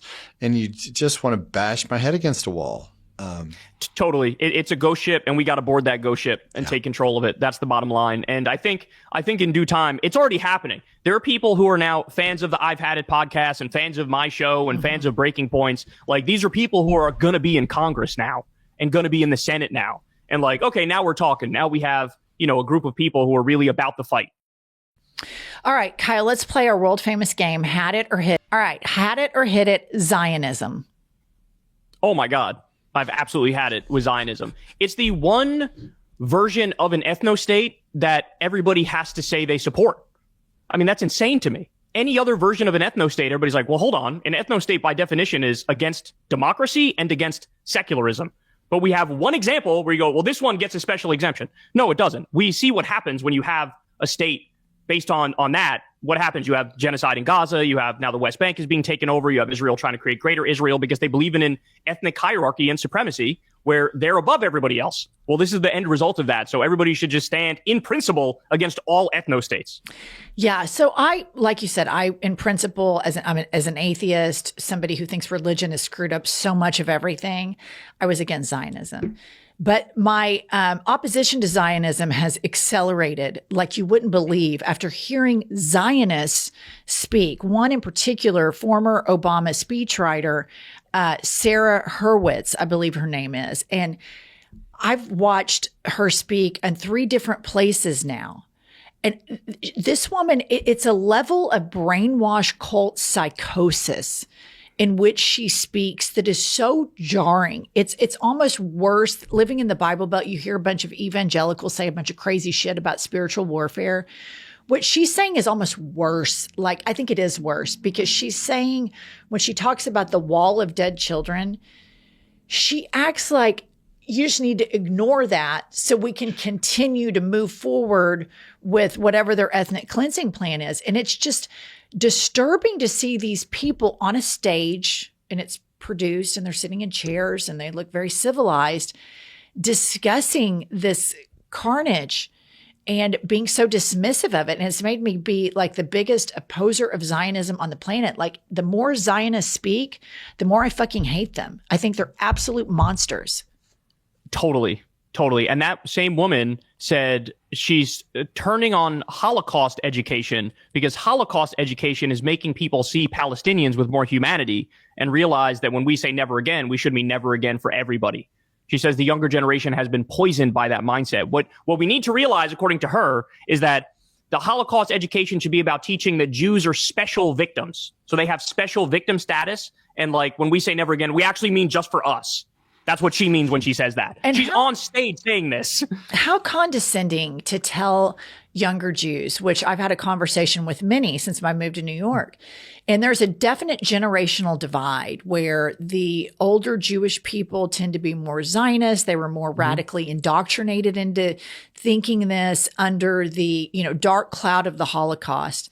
And they valued Israel as directly linked to Jewish safety and to opposing anti-Semitism. The younger generation, less indoctrinated, more critically thinking, I think it's very condescending to tell them they can't care about this genocide and they can't care about Palestinians. And I further think that these Zionists that are alleged liberals or Democrats or former Obama aides have to atone or explain to us how they have allowed this bullshit argument that the Trump administration is using, which is anti-Semitism on college campuses, to go and then do a complete shakedown of these universities and then start censoring speech. And the more you censor speech, the more you're incubating anti-Semitism, racism, all of this stuff. And they need to explain this because it seems to me like these people are just walking, talking contradictions, hypocrites, sociopaths of the highest order.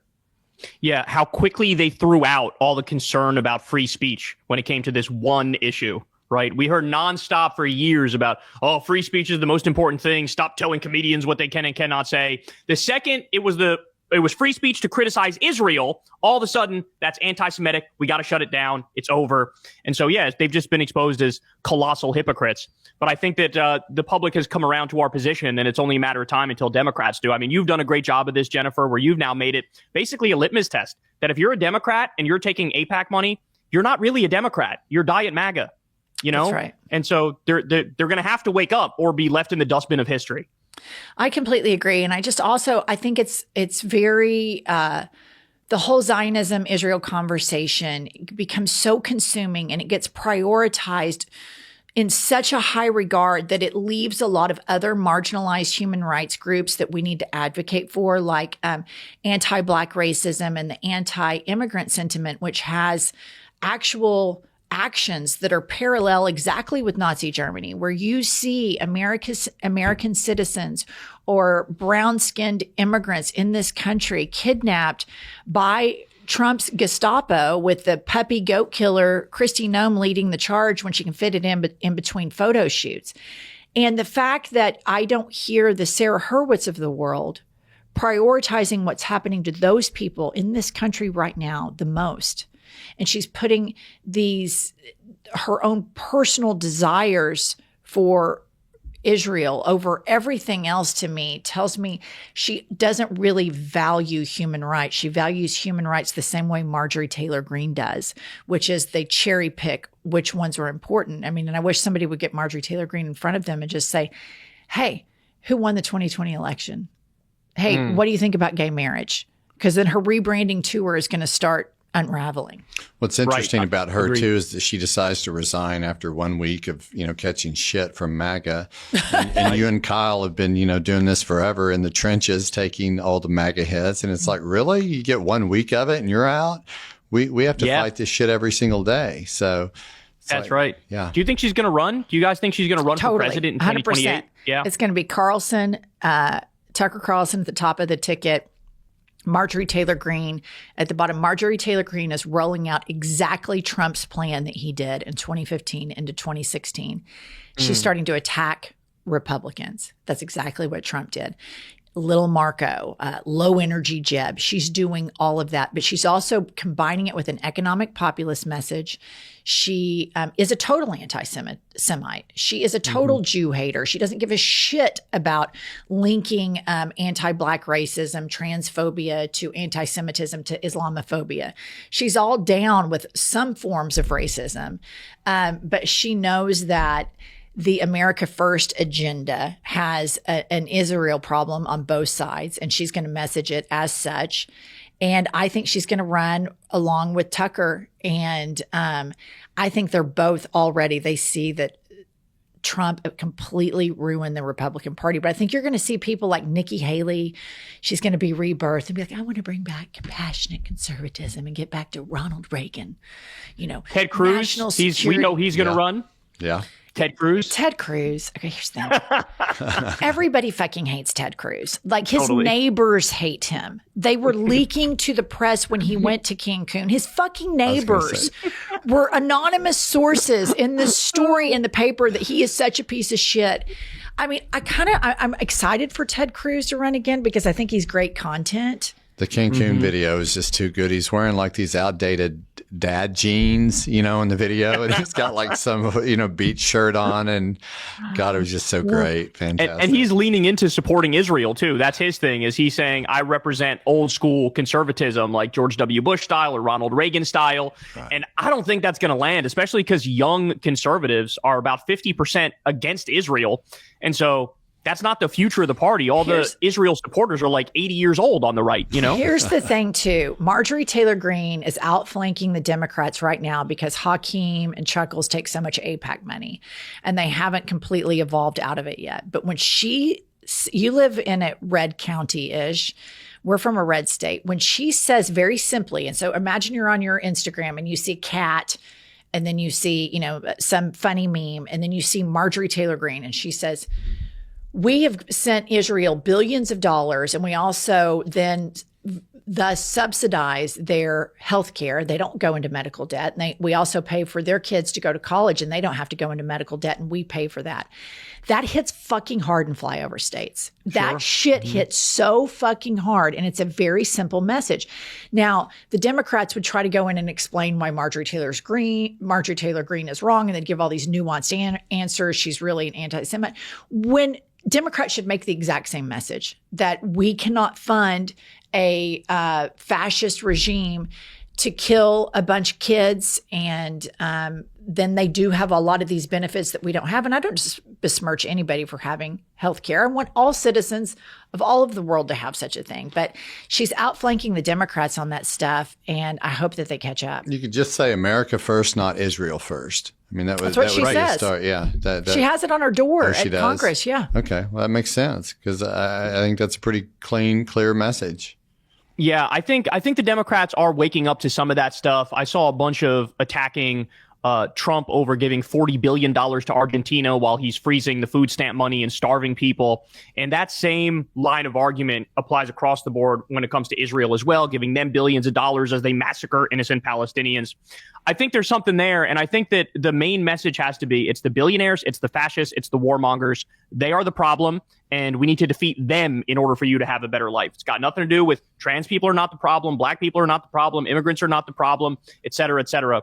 And They're Jewish the real people problem. are not the problem. I mean, I think that provides cover from a political strategy point that, a lot of Democrats are fearful of Jewish voters because there is a generational divide and they are typically big donors to their campaigns. And I think it's important that Zoran did it really well and he won, but he linked anti-Semitism to Islamophobia to all of the other things, right. And then and factored it in with affordability. Like our affordability plan is for everybody. That includes Jewish people, that includes Muslim Americans, that includes, whatever type of American you are. If you're a trans American, then our affordability plan works for you. And if you don't like that, MAGA tough titties, go stick with the billionaires. See how much they like you. And he made clear we're pro-Jew and anti-Zionist. Exactly. Right? That's our stance is we love Jewish people, but we're against Zionism. And that lands. People understand that distinction. Yeah. Okay. Moving along. Had it or hit it, MAGA bot farms. Oh, MAGA bot farms. I've obviously, actually, you know what? I'm going to surprise you. I hit it because it's hilarious. I thought you it's might hilarious. say that. It's too easy now. You go, anybody says anything from one of these big MAGA accounts, and it's like, okay, but you're in Pakistan right now. Okay. You're in the basement in Nigeria. Like, who are we kidding? I actually sort of love it because it just exposes. The sad part of it is we were psyoped into fascism in this country because everybody was under the impression that this wave of pro-MAGA stuff online, that to one extent or another, there's like a sincere core there, but there's really not. It was basically like this massive psyop. You trick the entire country into thinking. It was basically like fake it till you make it. Like, oh, look, there's so much MAGA stuff. And then people were like, I guess I'm on board with the MAGA stuff. And it's like, really? This is where we're at now, where we get like, dragged around by the tail from people in fucking India messing with us to make some money. It's kind of crazy if you think about it. Yeah, it's kind of perfect too, really. I mean, in our culture, that the MAGA policy is being dictated or governed by these people in Nigeria. And all their Pakistan. MAGA merch is made in China. Yeah, and all the flags on the profiles and their banners, it's like the American flag everywhere. It's almost just kind of perfect, really, when you think about it. People are doing like Fuentes Nazi accounts and they're in India. And what is this? Okay. Had it or hit it, RFK Jr.'s poetry. Oh my God. I'm going to surprise you again. I hit it because it's hilarious. It is gross. I don't know if you guys saw that piece from Ryan Lizza. Yeah. Ryan Lizza explained that he found text messages between RFK and his ex-fiancée, Olivia Nuzzi, where he learned, unfortunately, he had to learn what the term felching meant. So felching, I don't know how dark I can go on this show here. You tell me if I got the green light here. But go for it. Felching is when you come inside a pussy or an asshole, and then you eat out your own cum from said pussy or asshole. And RFK was talking about this to Olivia Nuzzi. And by the way, they claim, we only had a texting relationship. I call bullshit on that immediately because you don't go from zero to felching in fucking texts, right? Like, there's got to be some real life stuff in between. Am I wrong? So RFK is texting about this felching with this woman? Yes. And you know what's hilarious? I saw somebody that had this tweet. I thought it was hilarious. They said, RFK wants to ban you from having red M&Ms, but he'll eat cum out of an asshole. How can he say anything after that? Like, you need to just not be able to say anything. That's amazing. The one thing I learned from that story was the fact that Mark Sanford is still alive. Yes. I didn't know that fucking guy was still around. I mean, the last I knew, he had taken off to the mountains or something, and he's still with us. That guy disappeared. He was the story for like a week or two. Everybody was talking about it. He disappeared in the Appalachian Mountains, and now he's back. Who knew? Got to be 80. Olivia Nuzzi, by the way, I don't know if there's somebody in politics that she hasn't slept with. Apparently, she was with Keith Olbermann, too. When Keith was 50, she was 18 years old at Keith. Man, that's a bad look, bro. I don't know what you're doing there. Oh, yeah. And the thing about this story is obviously nobody cares how many people Olivia Nuzzi sleeps with. It's sleeping with like sources, the journalists crossing that line. That's where the integrity issue is. And she seemed to do that time and time again. It's just sprinkled in with all of these little tidbits Felching. of juice. With Felching, Mark Sanford being around somewhere, like in some thread that the husband, finds out about. He's reading. I didn't even know that guy was still alive, honestly. She also, by the way, made a song when she was 16 years old, and it's called Jailbait.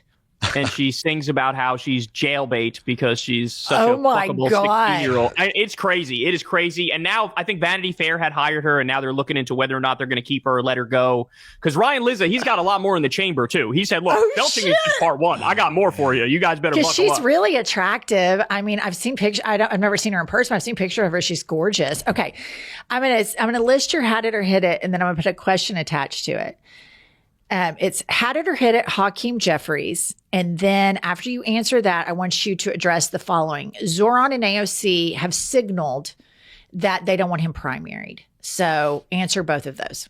Yeah, I've had it with all of that. I mean, it's just, to me, it's terrible. He doesn't know how to fight. He's diet MAGA. He's bought by corporations and by AIPAC.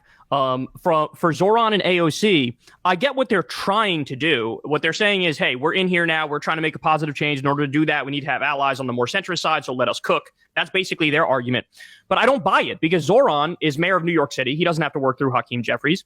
AOC is only going to be in Congress not that much longer because he's either going to run for Senate or run for president. You don't need this man. So to me, it seems like overkill. If Zoran had said, look, I'm not going to go after Kathy Hochul because I have to work through her, I get that because it's true. She might be the one you have to get your agenda through. I get that. But this is not Kathy Hochul. This is Hakeem Jeffries, who's just like Chuck Schumer in how ineffectual he is in fighting back against MAGA. And so I just want them to tell me, give me a good reason why you're doing this. Tell me what it is. Is there some fundraising mechanism that I don't understand that has to go through them and they can quash your agenda like that with the push of a button? Let me know, because otherwise what people are going to start saying is, really, did you sell out this quickly? Did you go soft this quickly? And I don't want people thinking that, because these are the best that we have at the moment, and they're allies to an extent. And so we need to be fully kept in the loop here, and I don't feel like we are being kept in the loop. I agree with that. And because I feel like with Hakeem, there are moments where I'm like, okay, all right. And then there's a lot of moments where I'm like, Hakeem, what the fuck? He needs to hire a really good social media manager. Whoever's doing it right now is not great. And he needs to, I think, come on more podcasts. He's been on ours before, but I wasn't as attuned to the AIPAC stuff at the time. I think I asked him about it, but I didn't really get in that ass like I should have. Mm-hmm. And I'd like to have him come back on. We can ask him to come back on. But here's where I stand with this. We have the politicians that we have. And if we have Hakeem and it's clear that he's going to win, even if he gets primaried, which I think all of these centrist Democrats should be primaried to either make them tougher and a little bit further to the left and iron out some of the kinks, or the primary wins. I think all of these people should be primaried. I agree with David Hogg on that. But Hakeem, there's just something, it's the pick me situation that bugs me. It's like, oh, pick me. He has a lot of word salad, platitude answers that really drive me fucking crazy. And if I hear the words strongly worded letter from anybody, from any person, I think that should be as disqualifying as AIPAC. If you say that you're going to fight Donald Trump and his dipshit squad with a strongly worded letter, I'm just going to lose my fucking mind. It's so true. It's so true. And the thing, what are you doing this for? That's the thing to me is I need to be able to feel why you're doing this, why you're a politician, why you care. And look, for virtually everybody on the right, you get the sense, oh, these are genuinely hateful motherfuckers. They fucking hate liberals. They hate trans people. They hate immigrants. They have a real driving force of fuck you, we're going to make this a Christian nation, a white nation. Yeah. They're about that life. Whereas on the Democratic side, to your point, you do get the pick-me sense. You get we're the teacher's pet who are I'm trying to be a careerist and climb the ladder and get my name up there. It's that's not enough. I need to feel like you're in this for universal health care and free college and a living wage and ending the wars and ending the corruption. I need to feel it in my bones that you're about that life and you want to take the fight to the billionaires and the fascists and the warmongers. And unfortunately, there's just not that many where you really get that sense that that revolutionary spirit is sort of flowing through them. Where you have that level of conviction, but you also don't care what other people think. That's the second part of that, is that you're going to take a stance and you don't care if it's unpopular to a certain extent, if you think it's right. That's the part that's missing. And that's attractive. Yeah. That's so attractive too. AOC answered this. There was the town hall before the elections with she and Bernie Sanders. And they asked her about MAGA people disliking her. And she said, they can dislike me all they want, but I'm still going to fight for them to have health care. And that was a really, really, really good answer. It was something that I think could penetrate these people. Totally. And just to say, look, I disagree with you. Your votes make me sick. They make me want to vomit, actually. I mean, all day long. But I'm going to fight for your fat ass to have health care and to have access to good things, because I don't believe in suffering in the richest country on the planet. And I thought that was a really, really good point. So I don't know. I mean, we have AIPAC Shakur. We're just going to have to keep pushing him. I think he is going to get primaried, and I think it'll be good for him. And he'll either win or he'll get his ass beat, and it'll be interesting to see where it goes. Okay, 2 more. Had it or hit it, Bubba Gate.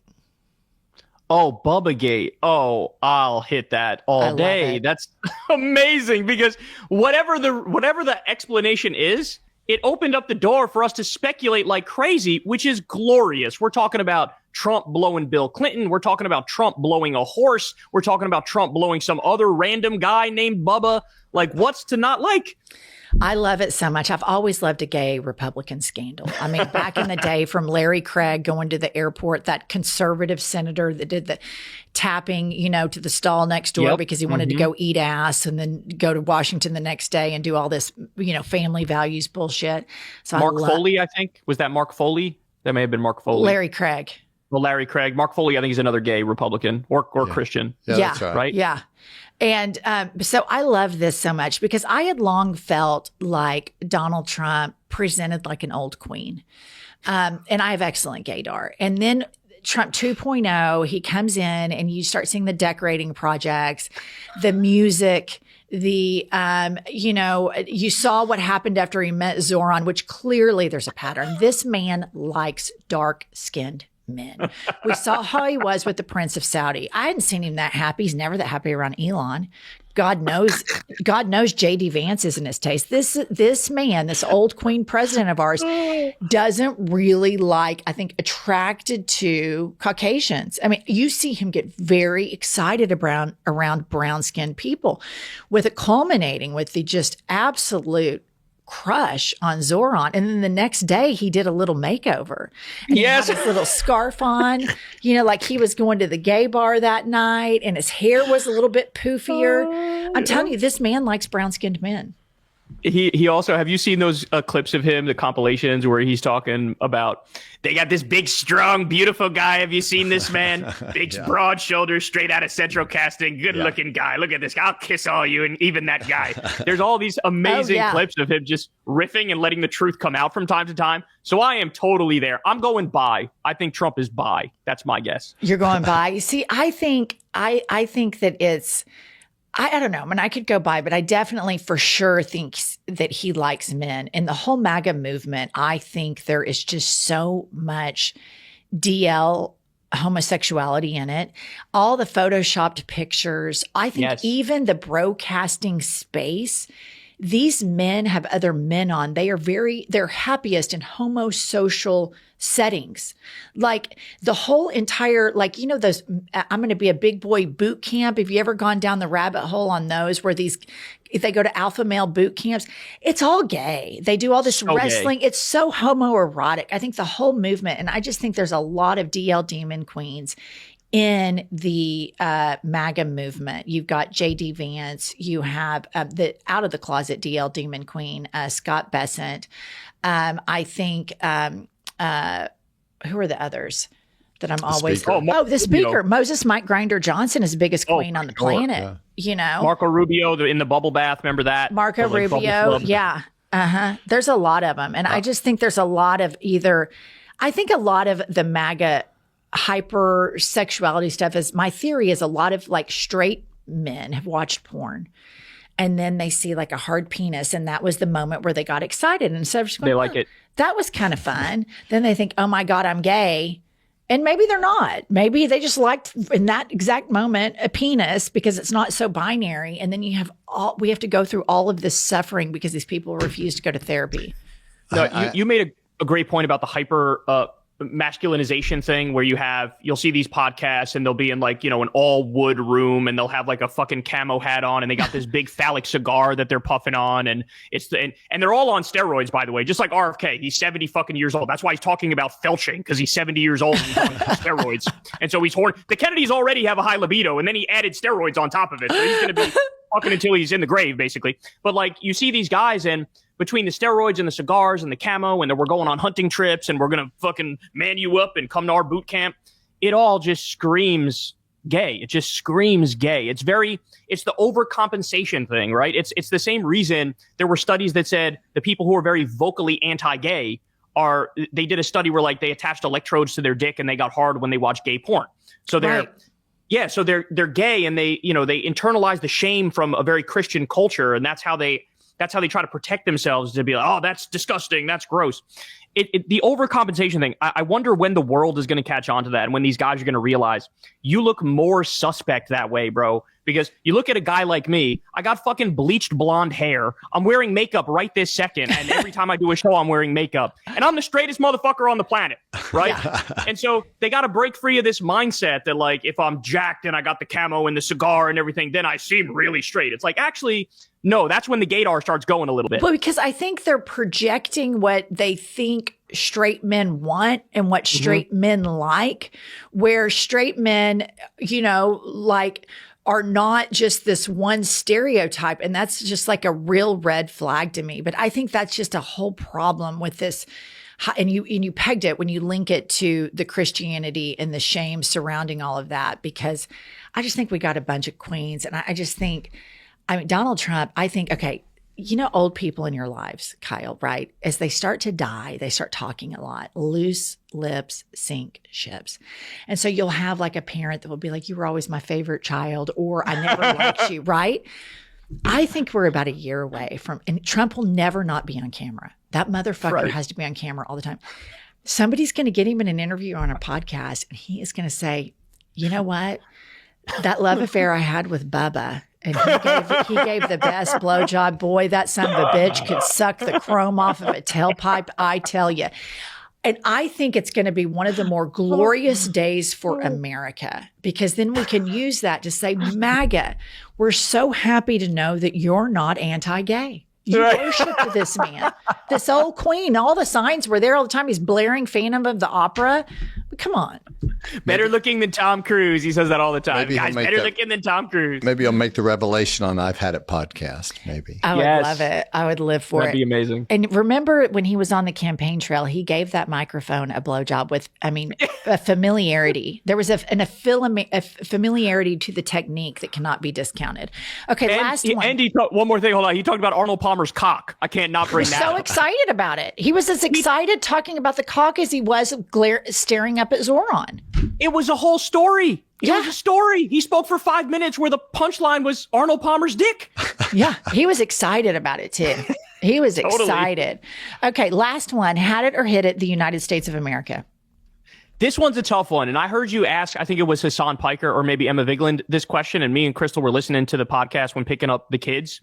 And we actually were discussing it a little bit. And she said she'd hit it. I got to be honest with you. I've had it at this point. And the reason I say that is because I've never, ever, ever, ever, ever seen a situation where we went this low. Trump opened up concentration camps. He had Alligator Auschwitz sending people to CCOT, where, by the way, people were raped at CCOT. And there's detailed reporting on that. You also have, like we talked about before, the warmongering, trying to overthrow Venezuela, bombing Iran, doing a fake peace agreement in Gaza as Palestinians continue to get murdered on a daily basis. The stupid trade war, which is just absolutely jacking up prices. Unemployment's going up. The billionaires taking over the country. You got all these horrible things. And I never thought in my wildest dreams it could get this bad. So I'm very disgusted with our political system, but also a little disgusted too with sort of the passivity of the public. So in this moment, I'd say I've had it, But that's all the more reason, like, I don't want to say that and it to be like a negative thing. That's all the more reason to try to fight to get back to a place where I'd hit it. Like, that's my reaction to that, is we got to do everything we can to get it back on track. So I'd say I'd hit it again. But in this moment, no, there's no hitting anything. Well, Kyle, I think that's a very, very honest answer that's sort of reflective of the way a lot of us feel, is that if we're going to be honest about the state of affairs with our country, and it's, again, there's so many things that happen in one day that like if I wanted to not go practice law and sit and read all this stuff, it would take hours to process and digest. But most people have to go to their day job, what they do every day, and focus on working, getting a paycheck, picking up your kids, doing the very basic things that my fear is that we don't have enough time in the day to process what's real and what's not real, and that we're desensitizing people to where they just don't care. And there's nothing worse than apathy. When people just don't care, that's when the wheels start to fall off.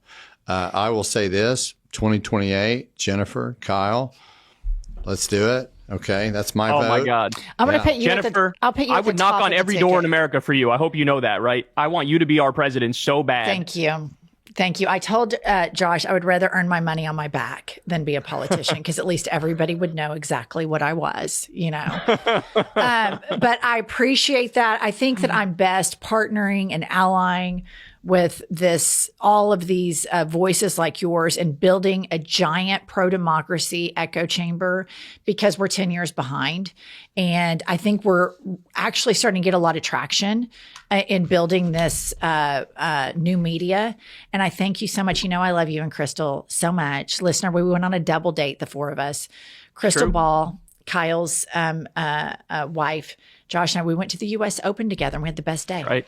It was awesome. And we're giant fans of you guys as well. So keep up the awesome work. Tell your wife hi for us, okay? For me. Will do. Okay. Will do. Thanks for having me, guys. All right. Thanks, Kyle. Bye-bye. Kyle's cool. I like him. Smart. He's very smart.